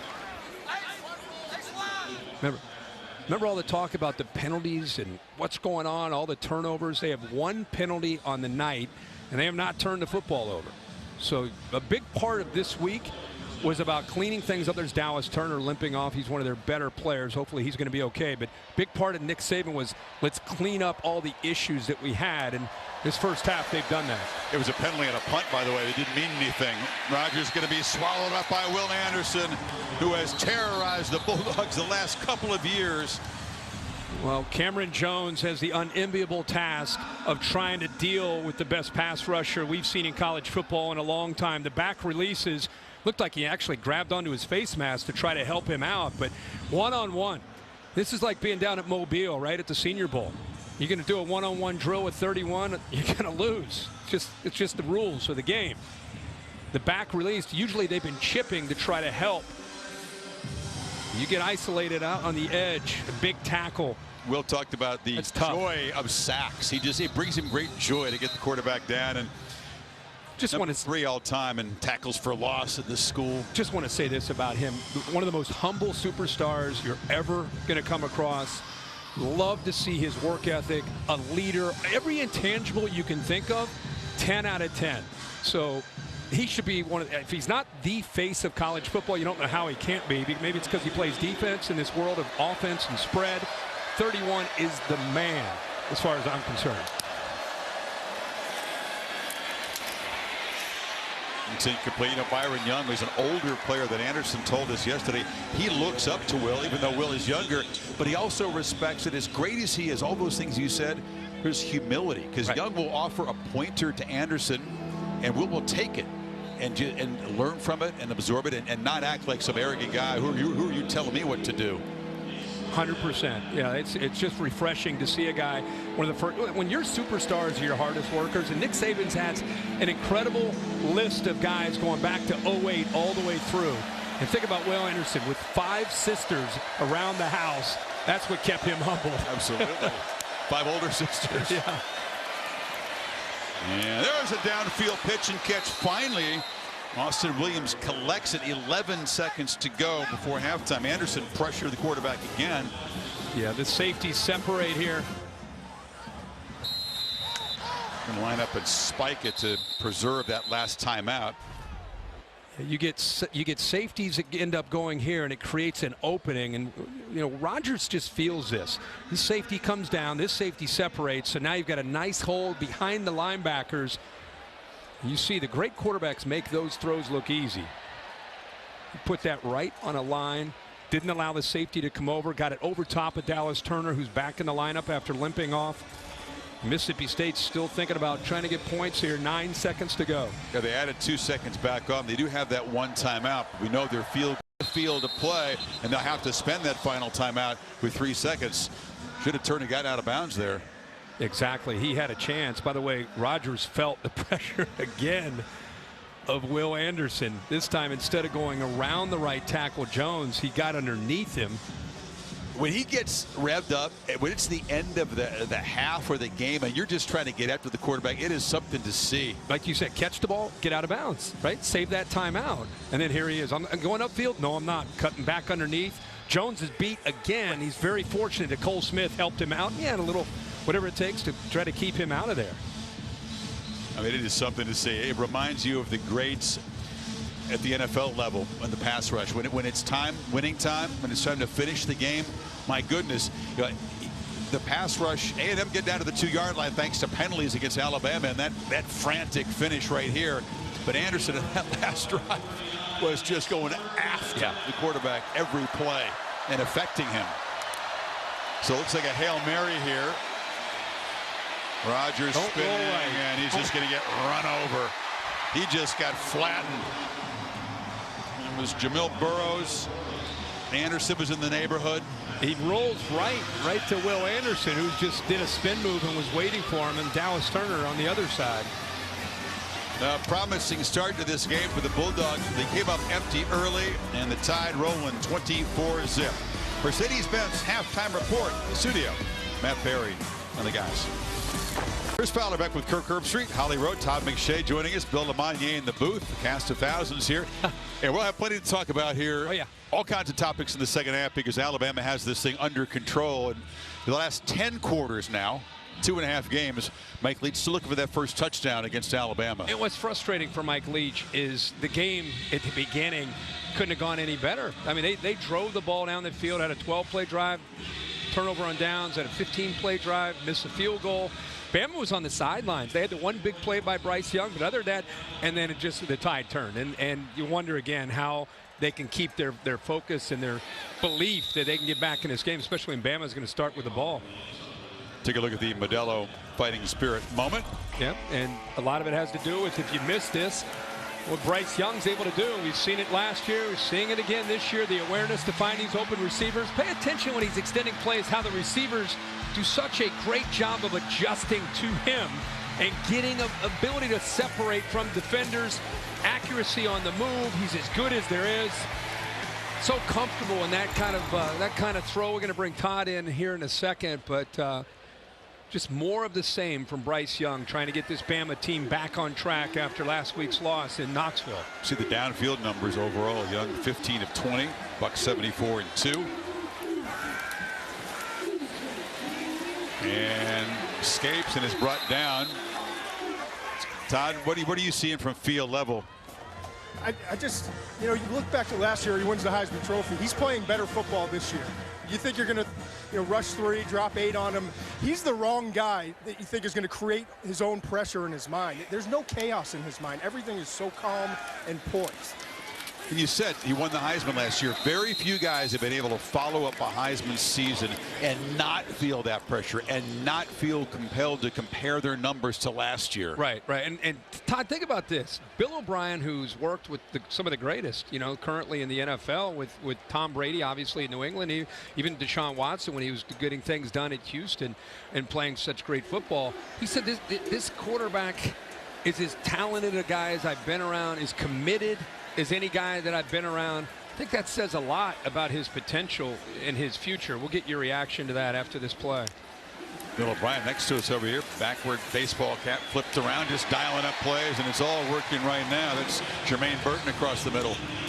And Bill looked at me and said, listen, this is what you do. I'm just telling you, if I'm a team trying to rebuild and I've been there, this is the guy I want to bring in. He goes, I know there are other guys. There's C.J. Stroud from Ohio State. A lot of people love Will Levis from Kentucky, but he's the guy that can do it for you. He would know.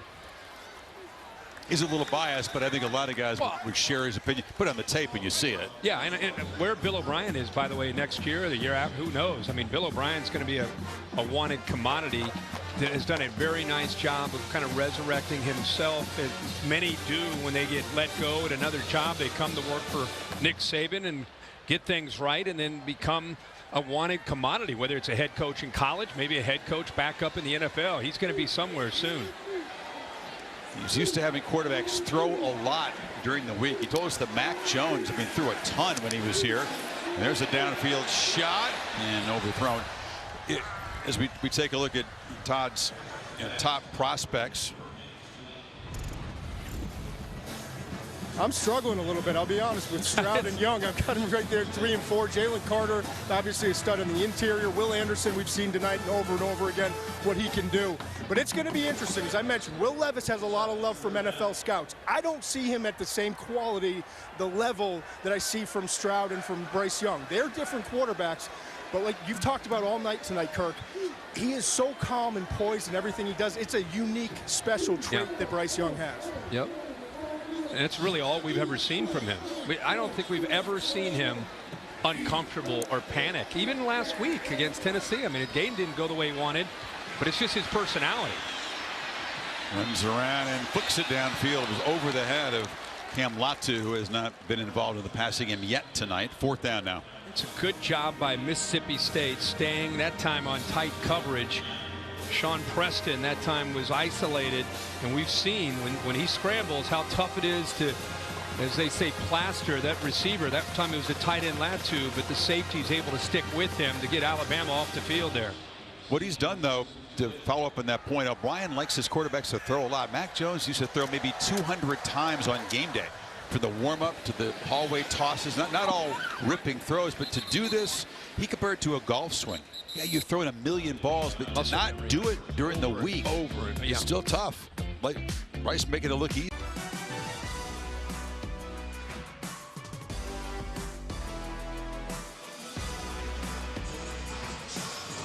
Well, the folks here, Brian Venny, like what they've seen so far. The AT&T 5G Sky Cam zooming over the 100 grand here. What they've seen is just 1 penalty for Alabama for 5 yards, no drop passes, and much better pass defense. Kind of what the folks here and certainly the coaching staff are hoping for. Rodgers, I tell you what, he's been harassed by Anderson tonight, Kirk, who's been credited with 6 quarterback pressures, and all 3 of their sacks have come without having a blitz. It's just a standard pass rush, and they're still able to harass the quarterback. Yeah, and what I've liked about seeing him is that this defense has come up with different ways to apply pressure on this offensive line. They've pressured some with Branch, which has freed him up one-on-one. Branch came on pressure there, was picked up, but the ball out quickly and complete to Caleb Ducking, and it'll be 3rd down. We've said that before tonight, 3rd down, right? Yeah. 3 of 12. Secondary has really played, and it's again such a different game against the air raid versus Hendon Hooker running that offense of Josh Heupel. Obviously, you can't compare the two, but just so important for them to bounce back and play a clean game. Secondary very dialed in tonight. And that pass is complete, squeezed in there, and Lucas Harvey makes the catch and turns up. It's a 1st down. Jordan Battle, good job. The leader on that back end comes very close. Give Rodgers credit for getting this in. He knew that ball was coming. He knew it was coming. It was almost like he was baiting him to throw the ball, but Rodgers threw it low and away enough to be able to get it in there. And now Rodgers lofting downfield. 3 Bama defenders surrounding Harvey. Holly? Well, I caught up with Mike Leach at halftime, and he said, I don't know why we're not being more aggressive right now. We're acting like these guys walk on water, and they don't. He wants his team to be more aggressive and play with more intensity. And then he said, the rest of it, I'm going to say no comment, because if I comment on it, it's going to cost me a lot of money. I said, let me guess. Officiating, he just walked away. No comment. Well, be more aggressive. You hear that a lot from coaches. I'd love to know what he specifically means by that. He's the guy who calls the plays, and there's the pass rush. Ball knocked loose. Byron Young got in there. And that'll be the first turnover of the night. Tim Smith recovered the fumble. Well, we've been talking so much about Will Anderson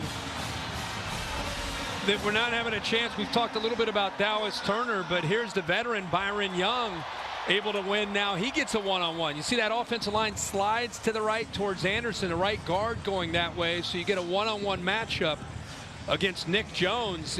And Young, who's not necessarily the most twitchy guy, but has enough power and strength to be able to get around that left tackle and get that ball knocked away.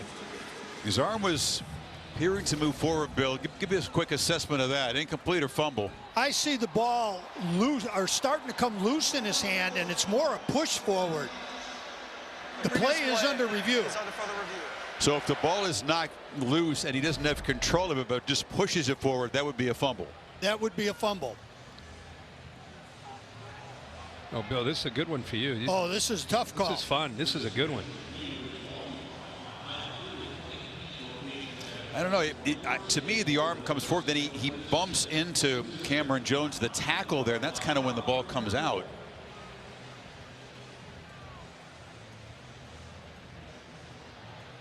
Bill, what do you have for us? Well, I tell you, I hate to see you love putting him on the spot. I love when he hesitates. I mean, your point about that he hit his own guy with the ball as his arm came forward. If the hand and arm are coming forward, then you've got a forward pass. Do you need to see something that's super clear because the call on the field was fumble? It has to be indisputable video evidence. Couple of views, I was going fumble. As I saw that last view there, I've changed my mind. I'm going to go with pass. Well, the anticipation builds here. This is going to be good.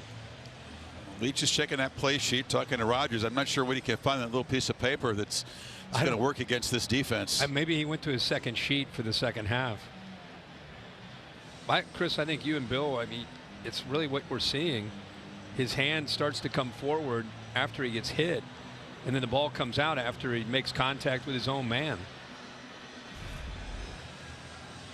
Ball is in his hand, in his hand, in his hand. Ball, hands coming forward, Bill. Then there's the Jones. Pass. It's a pass. That gave you a clear look. Okay. Here's the official verdict from Scott Walker. After review, the ruling is an incomplete pass. The quarterback's hand was going forward as he released the ball. It'll be 3rd down and 10 at the 32-yard line. All right, Bill, it was a tough decision for you, but you made a correct one. A good job.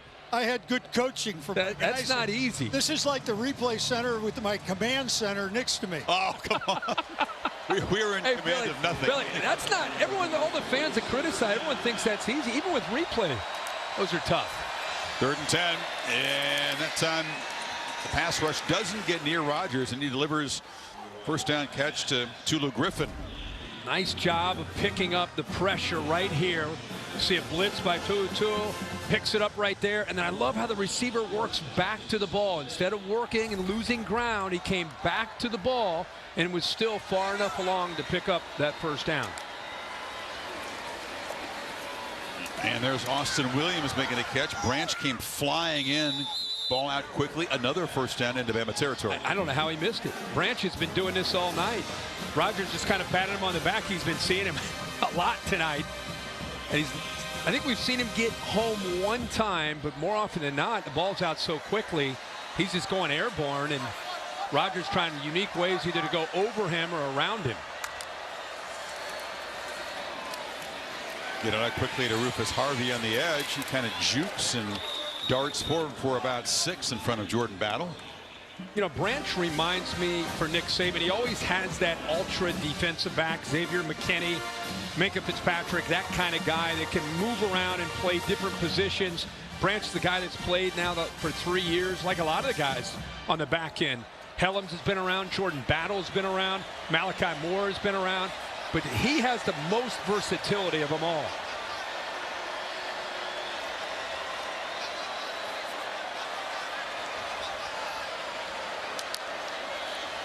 Second and 5. They bring pressure late. Rodgers is knocked down again. That was DeMarco Helms, who's having a much better evening than they did in Knoxville a week ago. Watch him. This is his game. This is his game. Watch him creeping, trying to disguise. I'm not coming. I'm not coming. And then at the last second, he blitzes. Marks tries to pick him up. He goes right through. Think of the anger that DeMarco Hellams has inside of him after last week's game where he got isolated in coverage downfield against Jalen Hyatt.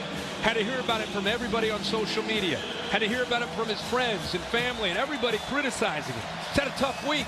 He's played his tail off tonight. 3rd and long, and that's a catch made on the far side. Justin Robinson in front of Ricks, and they're stringing together first downs inside the 30 now. Really good matchup here, one-on-one. Little hold, gets away with it, comes back to the football with his size at 6'4". Great ball. See that ball thrown to his outside shoulder? Great execution there by Mississippi State. 19-yard gain on 3rd and 13. Rogers with a little shovel pass. Miss it down inside, but Simeon Price is going to be brought down right there by To'oTo'o. To'oTo'o, again, the leader of this defense. Every time you talk to an Alabama player or coach about To'oTo'o, his impact, and everybody says he makes us right. He just gets everybody lined up. If a call comes in late, he's there to make sure everybody's on the same page in that front. See him really communicating right now. The fans have been angry with him. Yeah, well, that's part of the deal, I guess, when you play here and you're one of the leaders. Things don't go well. Looping throw to the pylon. It's off. Dropped by Tulu Griffin, who battled hard to get open. He was covered by McKinstry. Had it in his hands at the goal line. Yeah, he won the matchup. You get one-on-one, no safety, so it's a matchup. And McKinstry really doesn't ever locate the ball. By the time he turns, you can see he pulls away from him, and then he just never quite was able to get a handle on the ball. I don't know if he lost it at the last second. Just unable to bring it down. That's a touchdown. And again, another well-thrown ball by Will Rogers. He saw one-on-one, and he went to the matchup that he wanted. Behind the 6 for this 3rd down once again. Rogers zips it far side, and it's broken up by the long arm of Eli Ricks, who's been strong. Turner brought the pressure. And that's what Nick Saban says. Trust your technique. Back shoulder. They've been throwing it all night. This time, Ricks, that is perfection. Perfection from Eli Ricks. They've been beating Alabama's secondary when they've made throws. On that exact throw, Ricks has seen enough of it, had enough of it, bent his body all the way back, and then the athletic ability to bounce back and anticipate that throw to the back shoulder. So could have had a touchdown, should have had a touchdown 2 plays ago. Instead, they need 12 to keep a hold of the football here. Pressure comes. Rogers backpedals and lofts it incomplete. Justin Robinson was running, but there were 2 DBs with him, and the Tide hold again on 4th down. He thought he had a one-on-one matchup right here. They actually bring a blitz and then move a safety over. Watch the quarterback. He thinks he's got a blitz, one-on-one matchup, put it up in the air and hope for a 50-50 ball. No chance. Tide take over. 8:06 in the 3rd. Okay. Saban National Championships, by the way, 4 of them came in seasons that featured a regular season loss, but the Tide just bounced back. Low tide, high tide, nice little beach scene here. 182 is the 3rd most ever games without consecutive regular season losses. So 11, 12, 15, and 17. Tide lost a game, but then got back and won national championships, and Saban reminded his team of that. You think everybody's going to have a perfect season, and there have been a couple of those too, but typically when his teams have done it, they've learned from a regular season loss and come back strong. Yeah, they do. And I don't ever want to say that Nick Saban hopes that his team will lose because it recalibrates and gets him focused, but it sure has paid off. You know, Or State. Look, they seem to be the culprit the next week. Gibbs making a big impact here. Catches the short pass and motors into State territory. I think for the teams that win every year, Alabama, Georgia, Ohio State, Clemson, you know, over the last 3, 4, 5 years, whatever, however long you want to go back, I think it's hard to, it's human nature, right, to lose that edge, even just slightly sometimes. And no matter how much you yell and you scream at practice, sometimes they just don't feel like it's going to happen. And then when it does, you get their attention, and then you get a different anger about a football team. Young just throws it away. And that's the thing about Alabama, too. People think it's anger that only comes from the boss and that Saban's walking around yelling at people. It comes from within the team. When Alabama's at their best, it's the leadership of the team that will not accept substandard stuff from themselves or anybody else. And there's a whole lot of tough messages being delivered. Byron Young talked about that. And it's typically at Bama, it's the big people. It's the defensive front that have big voices. The first time I saw that was in '09 when they beat Texas in the national title. They went to practice the day before out in California, and Roe McClain undressed Dre Kirkpatrick in a practice like I've never seen before. And he was responding to Roe, not to the coaches. We saw another practice before a playoff game in Arlington when A'Shawn Robinson was involved. John Reed. John Allen was there too. I mean, they insisted that practice stop until Tony Brown was thrown out of the practice, a defensive back at the time. And it's just they demand, the leaders of these teams, they just demand a certain level of intensity, not at the game, game's recess, but during the prep, during the Monday through Friday prep. McClellan running to the right, and Saban frankly was hoping he would see from this team the same kind of response. Well, on the field, the performances, as we said, checked every box of improvement that he wanted to see. And I think most importantly, you know about the talent, it's more about execution, right, on both sides of the ball. The offensive line tonight has played a very clean game. We're not seeing any penalties. That's been a thing that probably keeps him up at night. Not losing to Tennessee, how they lost to Tennessee. It's kryptonite to him. It's a virus to his computer. It doesn't work. Bryce just going to be wrestled down, dodged pressure initially, and then Bookie Watson got him. Sacked for the first time tonight. The last couple games, you see the points. So this is their defense, points allowed. And tonight, the penalties, 17 penalties for an Alabama team that's usually incredibly prideful about how clean they play. And, of course, the touchdowns allowed. All passing. 229 more penalty yards for Bama than their opponents this year. They're plus 50 tonight. It's been State that's been flagged a couple of times for targeting. 2 players targeted. One of them was picked up. Young, look out. Blindside ball knocked loose, and he'll fall on it. Randy Charlton provided pressure, and Bryce mad at himself. He was a little too calm in the pocket that time. Good job of knocking at the football. Not going for the big hit. Charlton smart, able to beat his man and then locate the football, and a good job by Bryce Young. I just want to finish this conversation by saying this was not Alabama sleepwalking into Knoxville. That was Tennessee out coaching and out executing an Alabama team. Give all the credit to Josh Heupel, Hendon Hooker, and the Tennessee Vols. They won that game. They earned that victory. It wasn't Alabama sleepwalking at all. No, I think even Saban would admit that. Yeah, but Alabama was entirely too complicit in their own destruction there. Young running around and fires to the end zone, and it's incomplete. That was Holden trying to work his way across, defended by Richardson. And they're so used to being able to, hey, if they're going to rush 3, drop 8, there's Will Rogers sitting on the bike there. Rogers looking up. He's watching on the screen right now. He's like, is he scrambling again? Is he going to make another throw? You see his face. These receivers, again, it's Bryce Young deserves all the credit, but these receivers do a good job of trying to help him and work back towards him. So State's defense, the pass rush there, pressuring and forcing another punt. Bama shifting around here.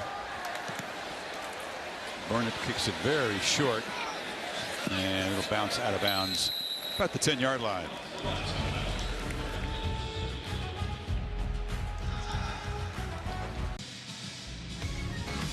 Curtis Wilson, another busy week, finds his way down to Tuscaloosa, the All-State bus. What's the All-State mayhem moment today? Sarks up 31-17 on the road in Stillwater. Look at Oklahoma State fighting back, tied up, 3 minutes to go, and Bryson Green takes it to the house. They take the lead. Quinn Ewers with a chance late, tipped, intercepted, and give Mike Gundy, ranked 11th, all the credit in the world. for finding ways to win football games in that tipsy-turvy Big 12. Rogers, and the catch is made by Wally. K-State, though, still in control of the Big 12 Conference and leading. How about that? ECU right now. From the last 4 years, Spencer Sanders has controlled that offense. Gets better with more experience, but that's pretty good. Yeah, 11 up there. His ranked team. Put it up there. He plays his best when people expect him to get challenged. Todd flying in there. Toa missed the tackle, but they clean it up. Big one next week, by the way, for Oklahoma State with Kansas State in Manhattan. Purple Cats keep winning. That could be a battle for first place in the conference. 6 for 16 on third down. They've gone for it 5 times on fourth down tonight and converted 2 of those.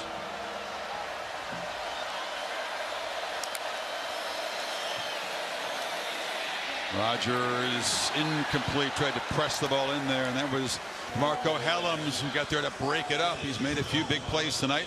Here comes the punt team.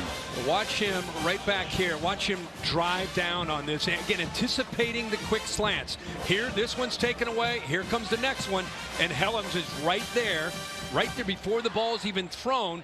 If that ball's accurate, it's probably intercepted. Another nice play by number 2 on the back end.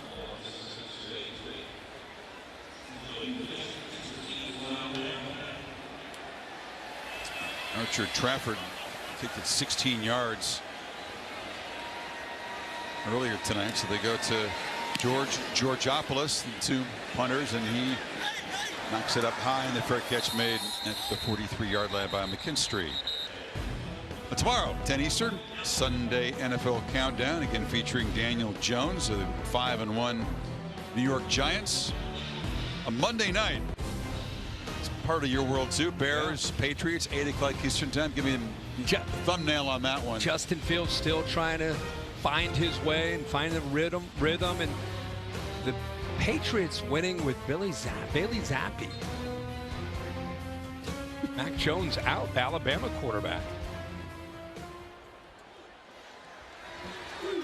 You know where Bailey Zappi went to school, right? Give me a second. It's my Aflac trivia question for you today. Bailey Zappi. Bailey Zappi. Come on, kid. You got this. I don't have it. I don't think we Bowling Green. We didn't feature them. Kentucky. Okay. Bowling Green, Kentucky. Western Kentucky. Where did he start, Brad? Houston Baptist. And now he's under center for Bill Belichick and the Patriots on Monday night against the Chicago Bears. Oh, Bailey Zappi. Gibbs in heavy traffic wrestled down at the line of scrimmage. Holly? Well, Jahmyr Gibbs really starting to make a name for himself here at Alabama. Just been super dynamic this season. And I talked to him this week.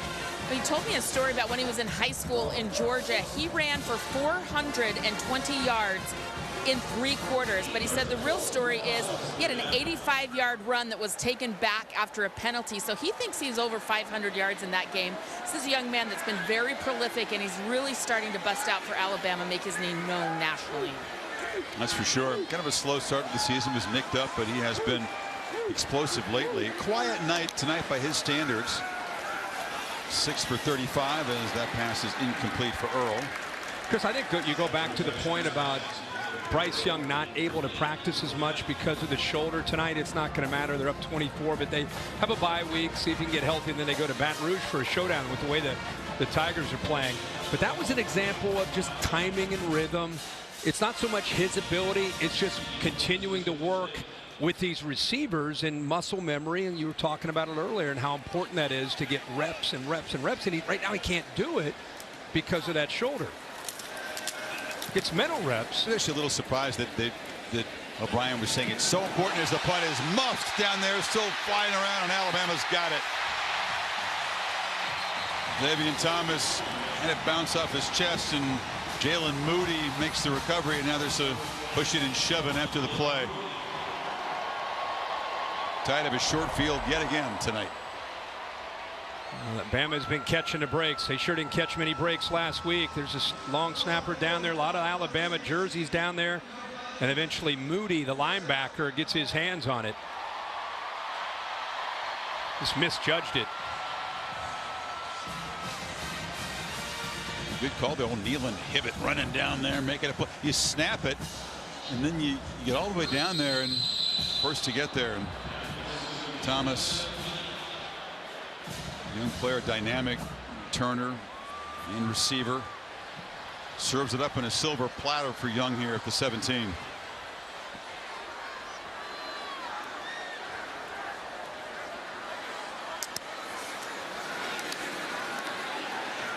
Gibbs accelerates. Got this incredibly quick feet. I was talking to Todd this week about who have you seen that's Kamara maybe in the NFL. That kind of electric footwork. Yeah, and very similar skill set too, coming out of college. Gibbs that time hit behind the line and driven back. Todd, you were saying that Gibbs has played his way into a first-round grade at this point. Yeah, obviously tonight he hasn't had the same production. He got the shoulder injury early that Holly talked about, but man, is he impressive. The last 3 weeks, 513 total yards.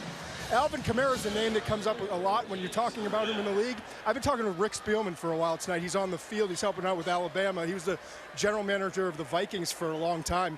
He said he's a lot like my guy I used to have in Minnesota, Dalvin Cook. A lot of similarities there, too. Takes a special running back, Todd, to get picked in the first round these days. How do you rate him versus Bijan Robinson at Texas? Yeah, they're the 2 first-rounders in this draft, in my opinion. Bijan's a bigger physical guy. He's got some wiggle, and he's incredible in the passing game. But if you're looking for more kind of a home run hitter, Gibbs is your guy. I mean, we talked to the coaching staff yesterday, and they said that he's the fastest player on the team. And you can see it's not just the speed, though. It's the twitch, getting in and out of breaks, and Kirk making guys absolutely whiff in small areas. And he catches the ball. I mean, he's so dangerous out of the backfield in today's modern NFL game. It's so big to be a 3-down back. Tell Rick we said hello. He's a good man. Will do. 23 MPH, by the way, for Gibbs in the catapult. That is fun. Unusual to have a running back be the fastest guy in the team, frankly. Sure is. You don't see NFL backs picked anymore in the first round very often. No, you don't. You figure you can find a quality back as McClellan is slammed down and a flag comes. Palms up is Colin Duncan there.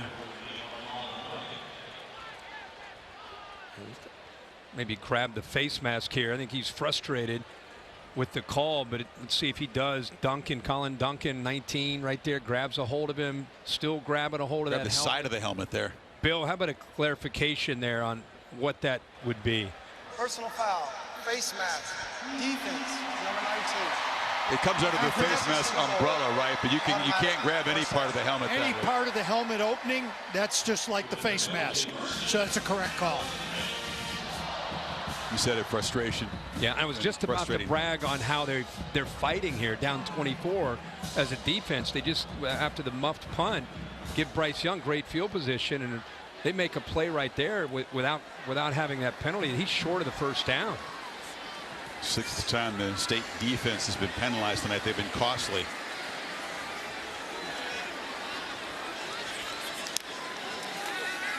Young flips it, and it's broken up. Latu was the intended receiver.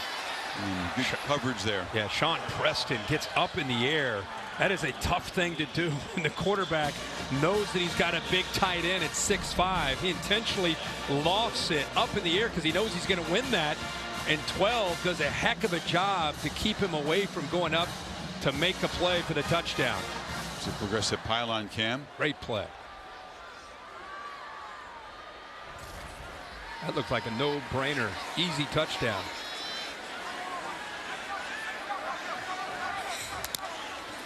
Second and goal, snap off the hands of Young, and falling on it is Roydell Williams to avoid the turnover.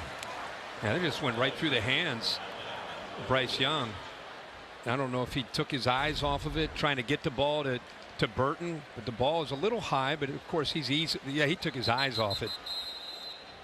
See, even the best makes some mistakes. You see his eyes? Came right off the ball and looking at Burton. Probably going to flip it to him real quick. End of 3. Still some coaching moments. Coach Saban. Watching ESPN College Football Primetime. And welcome back to this presentation of the SEC on ESPN. Well, they're rocking Skinner as they do here before the fourth quarter. Bully, check it in. Bully gets a lot less hype than Uga over there in Athens. Look at that face. He's smaller, but English bulldog. English bulldog. Yeah. He is rocked up. Good-looking dog. He's beautiful. Might go down here in the fourth quarter and say hello. Tide trying to punch it in here. A 3rd and goal, backed up at the 15.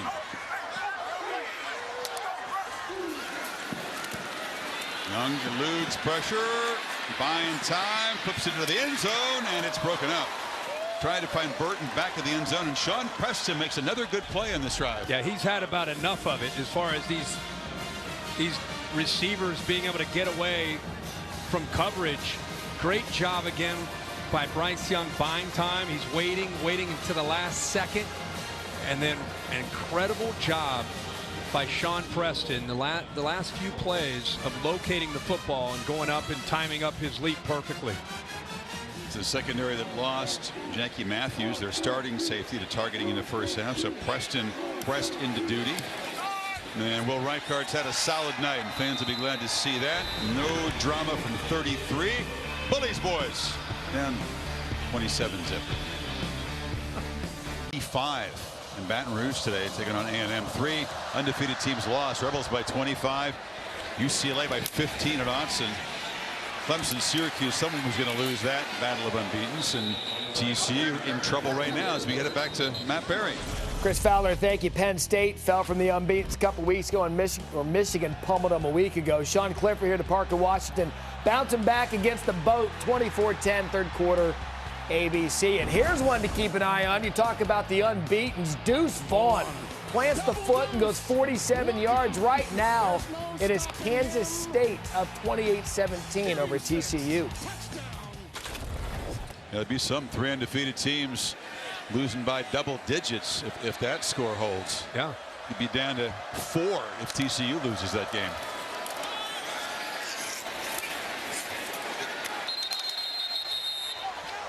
Keep my eye on 5, I should say. 5. Again, I'm keeping my eye on DeMarco Hellams just because of the way he played last week. And we've seen him defend the pass much more in his more familiar spot back there at safety, separating receivers from the football, and in run support, coming down with bad intentions. Rodgers flips it at the last second, get the ball to Price just as he was going to the ground, pressured heavily by Will Anderson, who's been a menace tonight. Just the 1 sack, but a constant presence in the backfield. Good job by Jones of trying to hold on as long as he can. Again, that's a tough matchup for him out there at right tackle without somebody chipping and helping. Anderson actually got to Rodgers, and he just kind of slid off of him. Heck of a job by Rodgers to keep that play alive.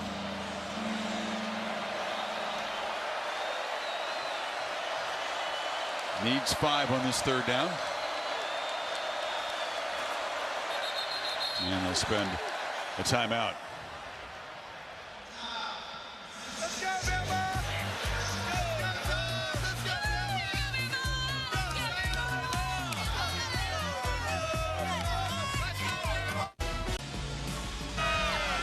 Big Al hooping it up. There's the student section there, part of the Taco Bell Live Más student section. The contest continues all season long.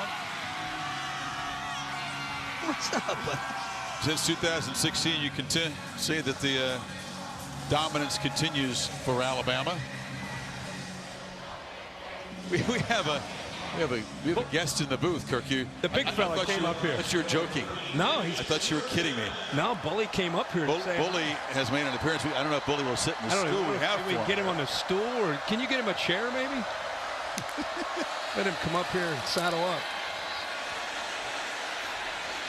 Bully's used to having that kind of ringside seat down there on the field. I don't know how we can get. What's your name? Lisa has brought Bully up here. You want to? Can we get Bully? You want me to pick him up here? I gotta go down and get him. All right. How much does he weigh?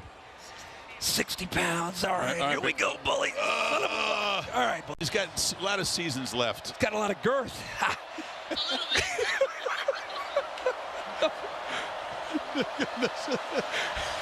You want me to take a rep? Is that what you're doing? Put him down. I'm going to get the air conditioning. You take a. You see here.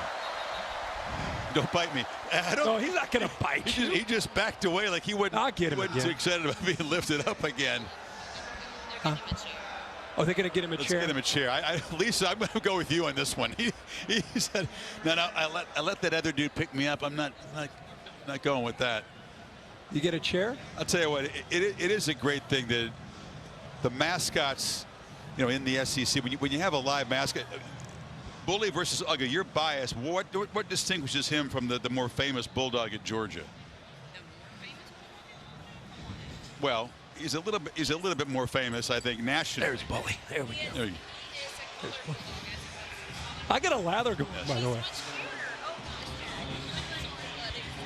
Here. There's Bully. I'm going to put you on the table. Oh, no. Hey, never mind my chart there. There's Bully on the table. Right there. Before you do, is it just FYI, has Bully done his business lately? There we go, Bully. He sits on my chart. Oh, he's enjoying the view from the field here. Oh my goodness. There we go. This is a first. Great view. I hope not a Great last. view. Oh, that's great. Snacks are here. You're working up a sweat lifting that big guy.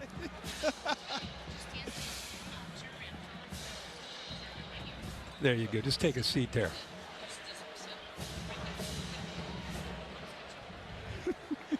See, the footing on this board here isn't helping him. Well, next week we're at Tennessee, Kirk. Maybe Smokey can keep the tradition going. You got to love the dogs of the SEC. I'm trying to help him out here. Meanwhile, somewhere down there, Gibbs runs the football for a nice first down gain. All right. It's good to see you.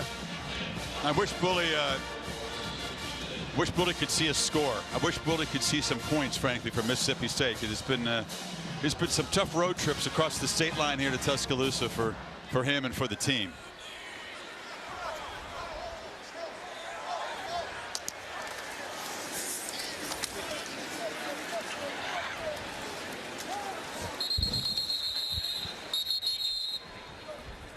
Here's the All-State playoff predictor here. This is interesting because obviously Ohio State's been in that pole position, and the competition in the SEC, that three-way battle between Georgia and Tennessee, who will collide in Athens coming up, and then Alabama. So three of those teams given a better than 50-50 chance. Obviously, you know, Alabama's got to take care of business in the West. Ole Miss lost today, kind of solidifies things for them. Clemson wasn't even in that, you know, a few weeks ago, but got a test today, by the way, against Syracuse. Bryce on the run, just flips it into the open grass. That was interesting. I thought we were kind of joking, and then all of a sudden I looked behind here. No, Bully was on this, and you couldn't see him, so we had to lift him up, lower back. How's the three-piece suit there? Did it survive? It survived. Okay, good. All right. I'm telling you now, Smokey's going to storm the booth next week. All dogs are going to want equal time. No problem. I'm all about the dogs.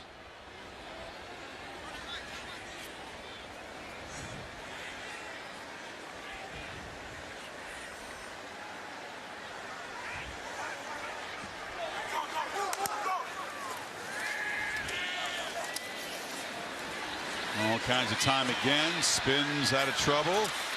And he'll just scoot out of bounds. AT&T 5G rankings, the AP poll, which will be replaced pretty soon by the CFP committee rankings. Ole Miss.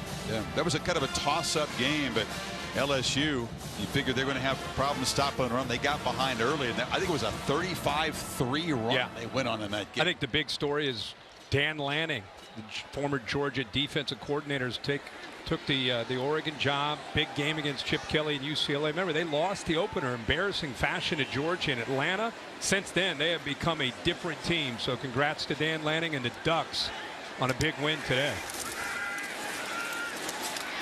across the middle, and the catch is made, and he got hammered again after the flag comes out.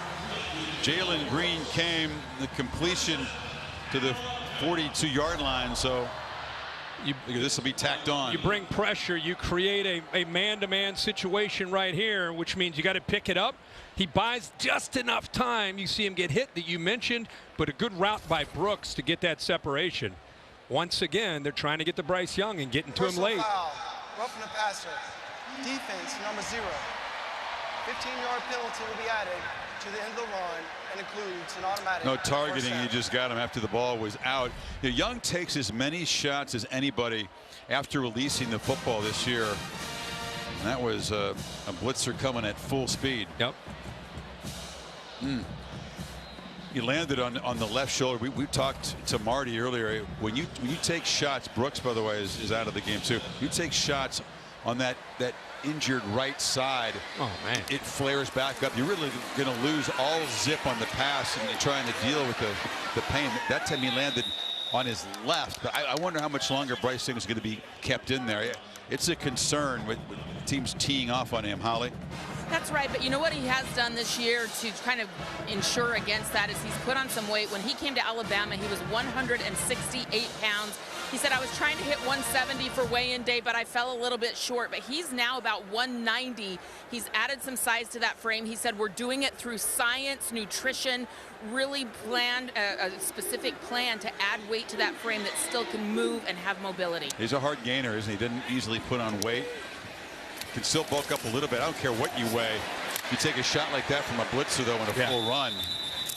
Natu makes the catch. Great route and just I'm sorry, Chris, just a great route and a feel with patience by the tight end. Bill O'Brien loves Latu, and I think Bryce Young loves him. And I think down the road in bigger games, he's going to become a factor. And it's not necessarily that it's a big gain. It's just a feel that he shows here, an awareness of where to just kind of settle down the road. I promise you, 81 will be a big player at a critical moment. Came here as a linebacker. Yeah. His 47th game in Alabama. Continue to be impressed by Mississippi State. A lot of twists and movement up front by Zach Arnett.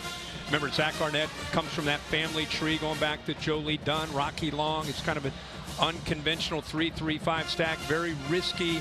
Like to take chances on normal nights, challenge the offensive line in their communication. Although tonight with Bryce Young, it's been a little bit more conservative, rushing 3 and dropping 8, trying not to give up the big play. There's Will Reichert. He's made good from 50 and 33. This from 38. And he knocks it through. So Reichert, slump is over. Bama fans can take a deep breath. Not pressure kicks, but 3 for 3 tonight. 30-0.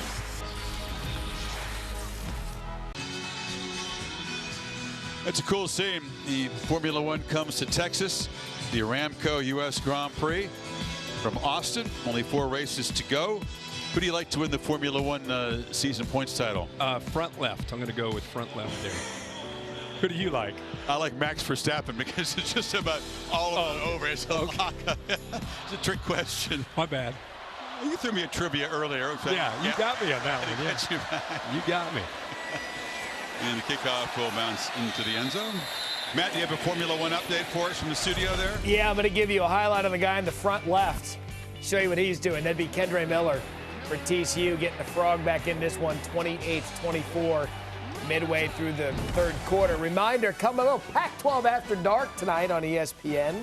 Michael Penix Jr. in Washington. If your guys' game doesn't go final, we'll start this one over on ESPN News. Then we'll bring back over here on ESPN and cheer for the guy in the back right. Yeah, that's Lewis Hamilton. Yeah. We'll see if we can get some more animals up here in the booth. 9:13 to go. Any ideas? Let's get Big Al up here. Equal time. Well, I started with a duck this morning. You did. I think you were more comfortable. You were more comfortable with the live up a bulldog than you were with the live duck. Yeah, the live duck had you rattled. Of course, I brought the live duck. Bird flu and all that stuff. I'm just not into the feathers flying. Bird flying, the feathers flying all over the place. There's some stem. But he's listening to Holly. He's getting that stuff done even during the game. Very, very cool stem, as Bryce calls it. Cool stuff. There's a flag. I'm trying to protect Rodgers there. All the different gadgets and devices they have now. Personal foul. Hands to the face. Offense, number 58. Sometimes, you know, you come into a game and you know that Will Anderson is potentially going to take it over, whether it's running. That's the thing. You don't sleep on how he defends against the run. He's physical. You look at his length and his torso and you think he's just a pass rusher. It's not the case. Of course, he's an elite pass rusher, one of the best we've ever seen in college football. But I'm always blown away when we come and have a chance to prepare and really study the film and watch him play in person. How strong he has gotten. Josh Maxson, who works with Nick Saban in this Alabama team, said the strength coaches said he got 40% stronger in his upper half. How they break that down, it's this new technology that they use with their strength staff. 40% stronger from where he was last year, when a lot of people thought he was the best player in college football a year ago. Todd McShay joining us tonight. Are there any holes in his game at all, Todd, that the scouts would try to look at and say, I mean, got to work on that? Yeah, if you want to nitpick, you can say he's not built like your typical edge, but I don't care. I mean, I've got a higher grade on him than Aiden Hutchinson, Trayvon Walker, top 2 picks from a year ago. There's nothing he can't do, and the power that he has for his frame is remarkable. As Leach, you know, is anybody you compare it to? He was bringing up Brian Urlacher, who was a great linebacker at New Mexico back in the day, but he felt Urlacher had strength that Anderson doesn't have. I don't want to correct Coach Leach there. I don't know who's stronger pound for pound than this guy. Yeah, I really can't think of anybody, and you add in the quickness that goes along with it, and then I think the most important thing is the drive. Like he is so driven to get better, studying film and wanting to learn new moves, and it's just so impressive. That time Rodgers stands in, delivers from the pocket, but it's incomplete. Try to put the ball again in and around 4 Alabama defensive backs. Jaden Walley. Hutchinson strikes me as that same kind of guy too. Again, he was driven, hungry to improve, and also approached the job with humility. He was a big voice, kind of a character, but I think he knew that he had to continue to learn and grow throughout his college career, no matter how much success he was having. And he faced some adversity, as you said. I mean, the ACL, the setback, and he had to deal with COVID and all that. So yeah, he was the guy last year as well, and now playing on Sundays, and he had some serious twitch in his game too.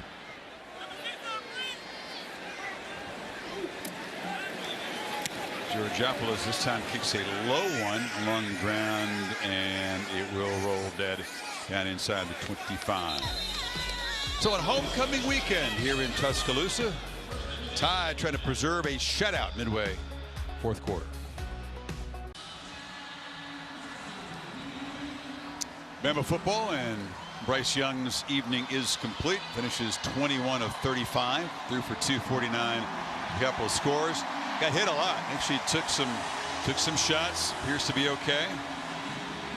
And Jalen Milroe will come in. Milroe filled in, and he was unable to go against Texas A&M. Got the start there. Had some turnover problems, actually. Enough goes to McClellan, and they want to see him, you know, do mop up and play clean football tonight. They said he's really responded from that game against A&M. But going back to Bryce Young, just one last thing. How great is it to see Bryce and Nick Saban have that moment on the sidelines? If you're a Bama fan, from where this team was, oh boy, there's the backup running back McClellan who's coming off. But yeah, think about it. You saw Nick Saban actually smiling there on the sideline talking to Bryce Young. A lot to smile about, because his team has responded the way he wanted them to. 1 penalty, no turnovers.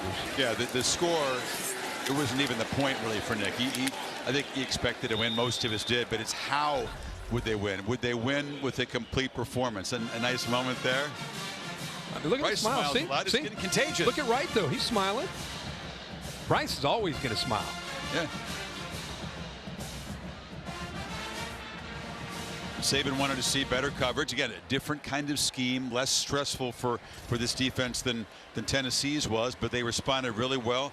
Eli Ricks has come in at quarterback, our corner, and played extremely well. As you said, penalties, just one. It was way back in the 1st quarter, didn't cost him. They haven't dropped the ball, which is they were one of the leading teams in FBS in drops coming in. They've held on to the ball tonight. Check that box. 3 for 3 in field goals. Check that box. Yeah. I mean, by the way, history told us that this is what happens. Normally when they lose a football game in the regular season, they come back refocused and anxious to get back on the field and clean it up, and that's what they've done. Tyler Harrell made that catch. This is the first action he's seen for Alabama this year. He's been dealing with injuries. This is a receiving core that fans will still want to see, develop, Kirk. It's a little bit different type of receiving core for Bryce Young. It lacks some of the pizzazz, I would say, of recent years. They've got some young guys who have the potential to be special. Yeah, I would say the juice, and they're waiting for that. I mentioned earlier how much Bryce Young reminds me of Steph Curry and his style of play, his mannerisms, the way he leads his team, kind of basketball on grass when he breaks on a scramble, puts so much pressure, and then he remains so poised, and that's his hero. I was at the ESPYs. I think Steph looks almost more excited next to Bryce. Big sports fan, yeah. You're right, though, about the receivers, and I think that's something to track. LSU in a couple weeks in Baton Rouge. You make a good point that the younger receivers are getting better. Isaiah Bond, Prentice, we've talked about. Brooks has been around, but these guys are going to have to keep taking that next step for Bama to eventually get to where they want to go, because you can't just do it with Jahmyr Gibbs in the backfield.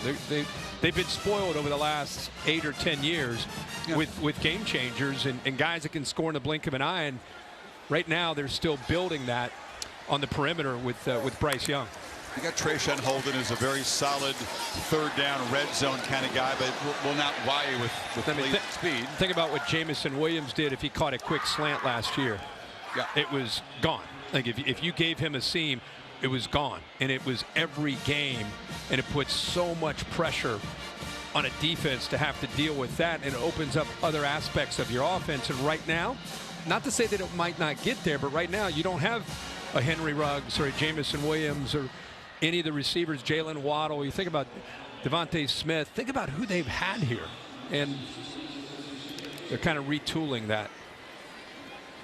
You look at the yardage total, it's not going to wow you, 290 for Bama, but they had a short field a lot. And they were very efficient. They had, at one point, 24 points in their first 34 plays. Things have calmed down since then.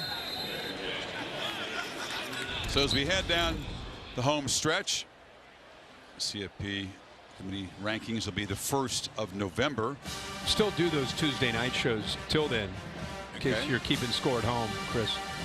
If you're hanging out and want to see, hypotheticals, that kind of thing. Enjoy, you guys. Yeah.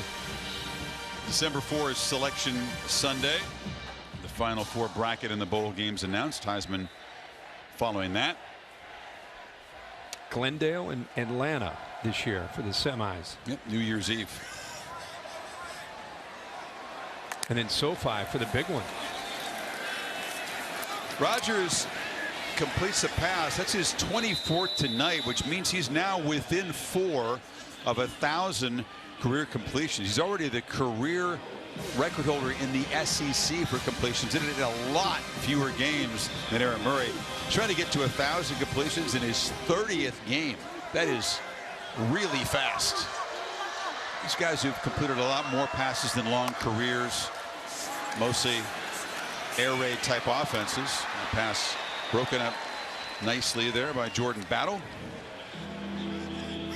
This offense, and it's kind of what it is with Mike Leach. They don't get the ball thrown down consistently downfield. A lot of it's mesh routes, crossers, and they try to challenge your communication underneath. And what Bama's done a really good job of is passing those over and everybody picking up a man. The safeties, we've seen them down, whether it's been Helms or Battle, doing a really good job to help out Brian Branch and the linebackers, communicating very well.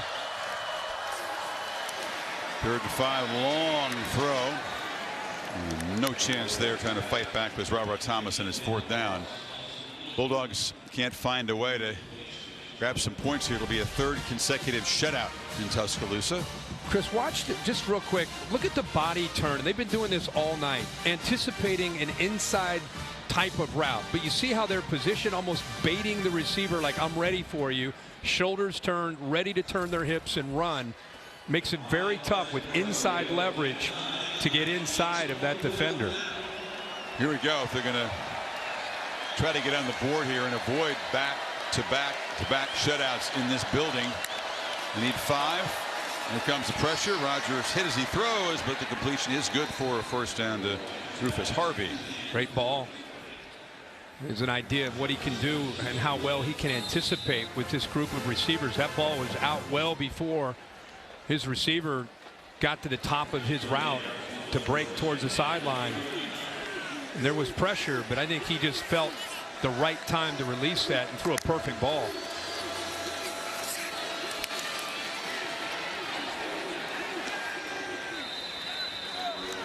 The completion to Harvey.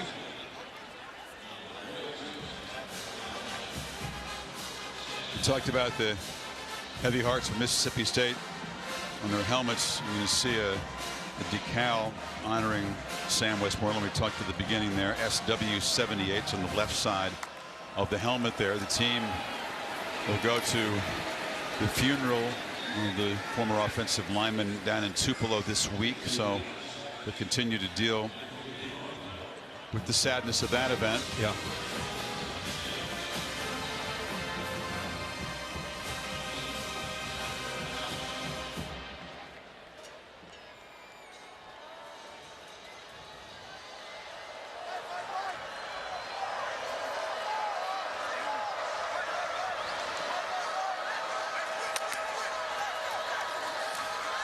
Rodgers flips it to Marks. That will count as a completed pass, so he's now within 1 of 1,000 completions for the career. Give Pete Golding a pop here, the defensive coordinator from Alabama. When Alabama loses and they don't play well on defense, Pete Golding needs to be fired, according to social media and the fans. Well, they just put up a goose egg with 1:50 to go in this game. How about you give him some credit for getting this defense ready to play? They played exceptionally well tonight and been on the same page, most importantly. And now they'll have a bye week to get ready for LSU. So I'm just saying, Pete's a great coach. You and I have been coming into Tuscaloosa dealing with Kirby back in the day, and these assistant coaches, they come and go. But this guy, he never complains. He never makes excuses. He just takes the abuse from the fans out there. And that's part of the deal when you're defensive coordinator for Nick Saban. But this guy's a good coach. He just laughed. He said, I've been here 5 years. That didn't faze me. You know what, though? It's most important to him. When he goes home, his 3 kids who are 10, 7, and 4 aren't going to be angry and mad with him like they were last week. Yeah. They're his toughest critics. Yeah, he keeps a good perspective on it, but he deserves some credit when these guys play good. Oh, no doubt. But he said, listen, he grew up the son of a coach. He was a high school coach in Louisiana, Mississippi. He's been around it. He knows how tough it can be. But when it's tough when your kid's in school because they say your dad's this and that, he should be fired. It's tough when a 10-year-old, 7-year-old. Kirby will tell you, he lived this when defense plays great. Boy, Nick Saban's defense is doing great. And when the defense struggles, it's what the heck's wrong with Kirby and that defense. And now, Pete Golding is living that. The 4th down play.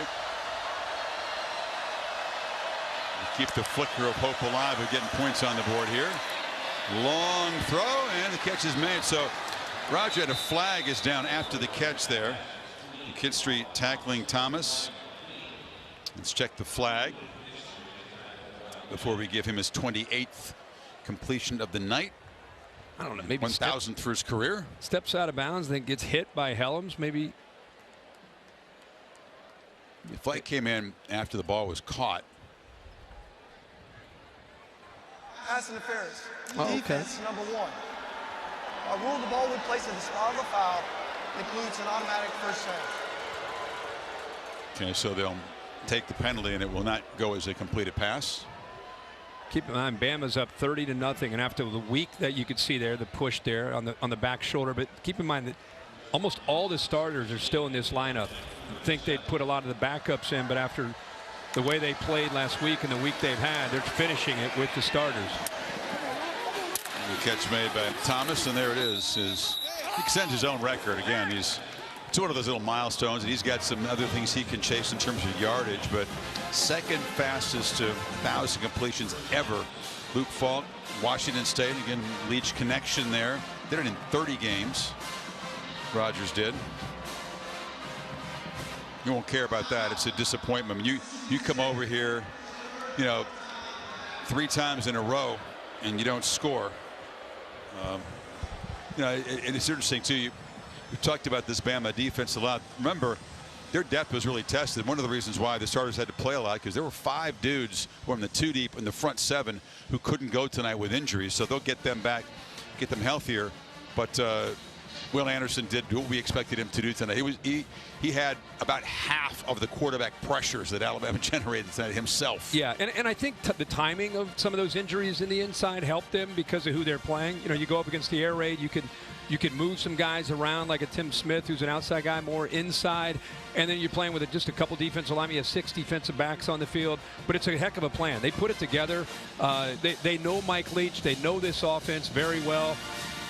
You know, some people say it's a complicated offense. You know, it's not that many plays on the play sheet, but there's a ton of route adjustments to the leverage of coverage, and both Nick Saban and Pete Golding told us about the importance of a pre-snap, post-snap move.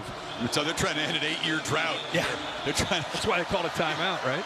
See if they can find pay dirt here in the final minute or so.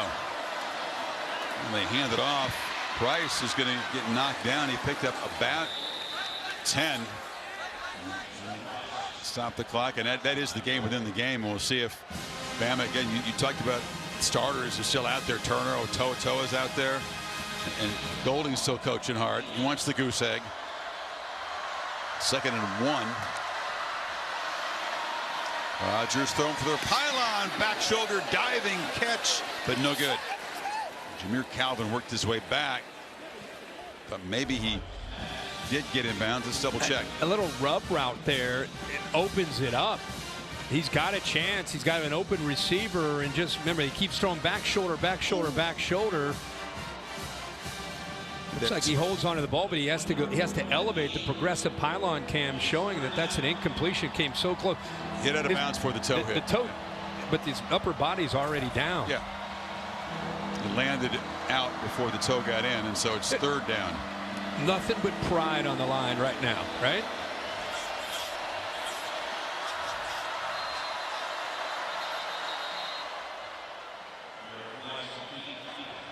Delay game. Oh boy. 5-yard penalty.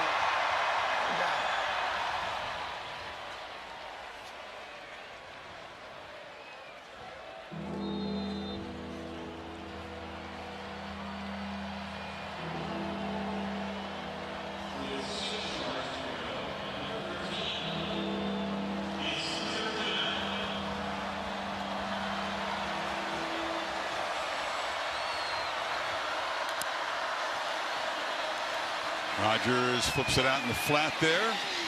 Price barrels down inside the 5. They don't have a timeout here, so they'll have to try to hurry if they're going to dodge the shutout. Battle made the tackle. Look where he puts the ball out in front.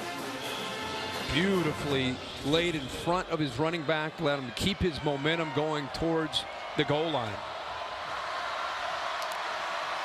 From the 4, Rodgers scans, fires across the middle, incomplete. Malachi Moore is a flag down. Yeah, the right arm hooked the receiver. So often for these defensive backs, they get the left hand. You see how frustrated he is. Defense, number 13. Our rule of the ball will be placed at the 2-yard line. You think he wants to shut out? But again, the left hand is clean. It's the right hand that grabs a hold of the hip. See the right hip? That's what they called. And that's certainly enough to keep a guy from leaving his feet and extending. Ball placed to the 2, 1st down.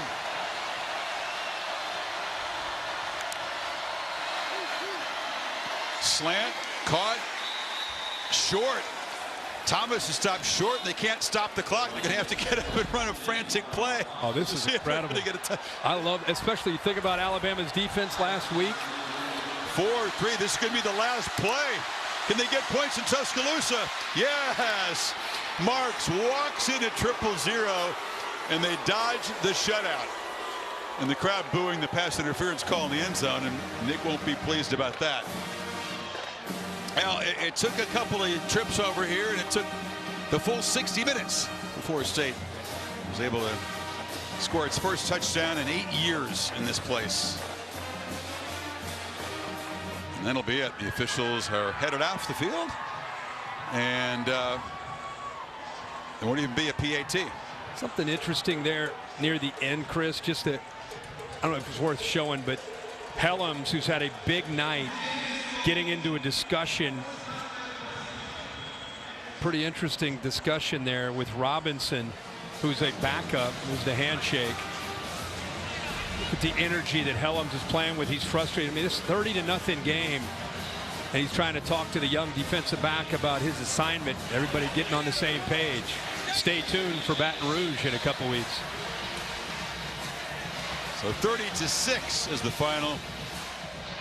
Another nice night for Bryce Young, playing hurt tonight, but not showing it. Holly? Well, Coach Saban, so many areas that you wanted to get redemption in, from defense to your kicker. What was the response from your group? Well, you know, it's a great win for us. You know, we needed to answer the bell today. I thought the guys did that. They competed well in the game. Wasn't always perfect, but you know, I like the sort of mindset that we had and how we went about it, how we competed in the game. So really pleased with the way the defense played today, and too bad they scored on the last play, but you know, we need to be able to take the air out of it on offense too. Bryce Young and you having a great conversation towards the end of the game. What is your relationship like with him? Just looked like a really neat conversation. Well, you know, Bryce is a great person, really good leader on the team. Really respects, you know, coaches, and I just can't say enough good things about the guy. You know, maybe we can get him back to where he can practice some and we'll be all right. Yeah, but I don't know how he's going to improve. He's looking pretty good. Thank you, Coach. Nice to see a smile on your face. Thank you. Well, Bryce, he says you need to get back to work and practice. I know he's having fun with you, but you guys were having a cool conversation towards the end of the game. What is the communication like? What are you guys talking about over there? Did you ask him that? I did, and he wouldn't tell me, so I'm trying you. See, I couldn't. I was going to say whatever he said, that's what we were talking about. So, what are you guys trying to communicate in a game like this, trying to respond to the first loss of the season, which your team did? Yeah, you know, it's obviously tough, but it was big for us to try to turn the page, and then, you know, we cut on the film. It's on us to try to improve. So, you know, as I think the defense played tremendously, played lights out all game. As an offense, had some good moments. You know, we hit a little bit of a lull, especially in the second half. So we're going to go back, we're going to clean that up, and we'll watch and see what we can learn from that. But, you know, it's just making sure that we're trying to keep moving the right direction, building, and, you know, that's our goal. Kirk Herbstreit did a long evaluation tonight of you as Steph Curry. What do you like about that comparison? I know you got to meet Steph. Yeah, that's my favorite athlete. So I appreciate that, Curry. That's the best comparison I could get. So it's an honor. But, you know, again, I can't do any of that without my teammates, without the coaches putting me in good position. So, and there's a lot that I need to improve on, and, you know, I had to play better today. So, you know, it's about looking at the film, seeing what I can improve on, and trying to keep improving. Thank you so much, Bryce. Thank you. You like that comparison. Who wouldn't like to be compared to Steph Curry? Yeah, and again, not just his game, but the way he just talked to Holly. I mean, don't they remind you of one another in their poise and on the field, poise in the way they communicate with us in the media? So just who knows what's in front of him the rest of this year, and then, of course, down the road. There's some swag for both of them, but not in a showboat kind of way. No, not at all. And the big thing is the poise under pressure. You know, when the lights are the brightest is typically when they play their best and stay just calm. Not everybody has that ability, and those two certainly have it. Well, early on, State had the football, and they ended up tonight running 23 more plays than Alabama. Actually outgained the Crimson Tide by 3 yards. That didn't mean a lot, as Alabama was way, way more efficient. Early in the game, you and I would go to a break, and we thought, wow, Mississippi State's put together a heck of a plan offensively. They're just unable to punch it in, get any points, and Bama took advantage of the few chances they had early and just ran away with it. Talked about the bye week, and then a couple of tough assignments for Alabama. Divisional rivals. They go to Baton Rouge. Then they play Ole Miss on the road as well. Just Austin Peay is the virtual bye in the SEC, and then the Iron Bowl. So the stretch run comes into focus. Alabama in must-win mode, right? Can't afford another loss if they're going to make that playoff. They take care of business tonight. Bill Bonnell produced it. D-Mob directed. For our entire crew here in Tuscaloosa saying so long. Let's go to Dave Fleming now.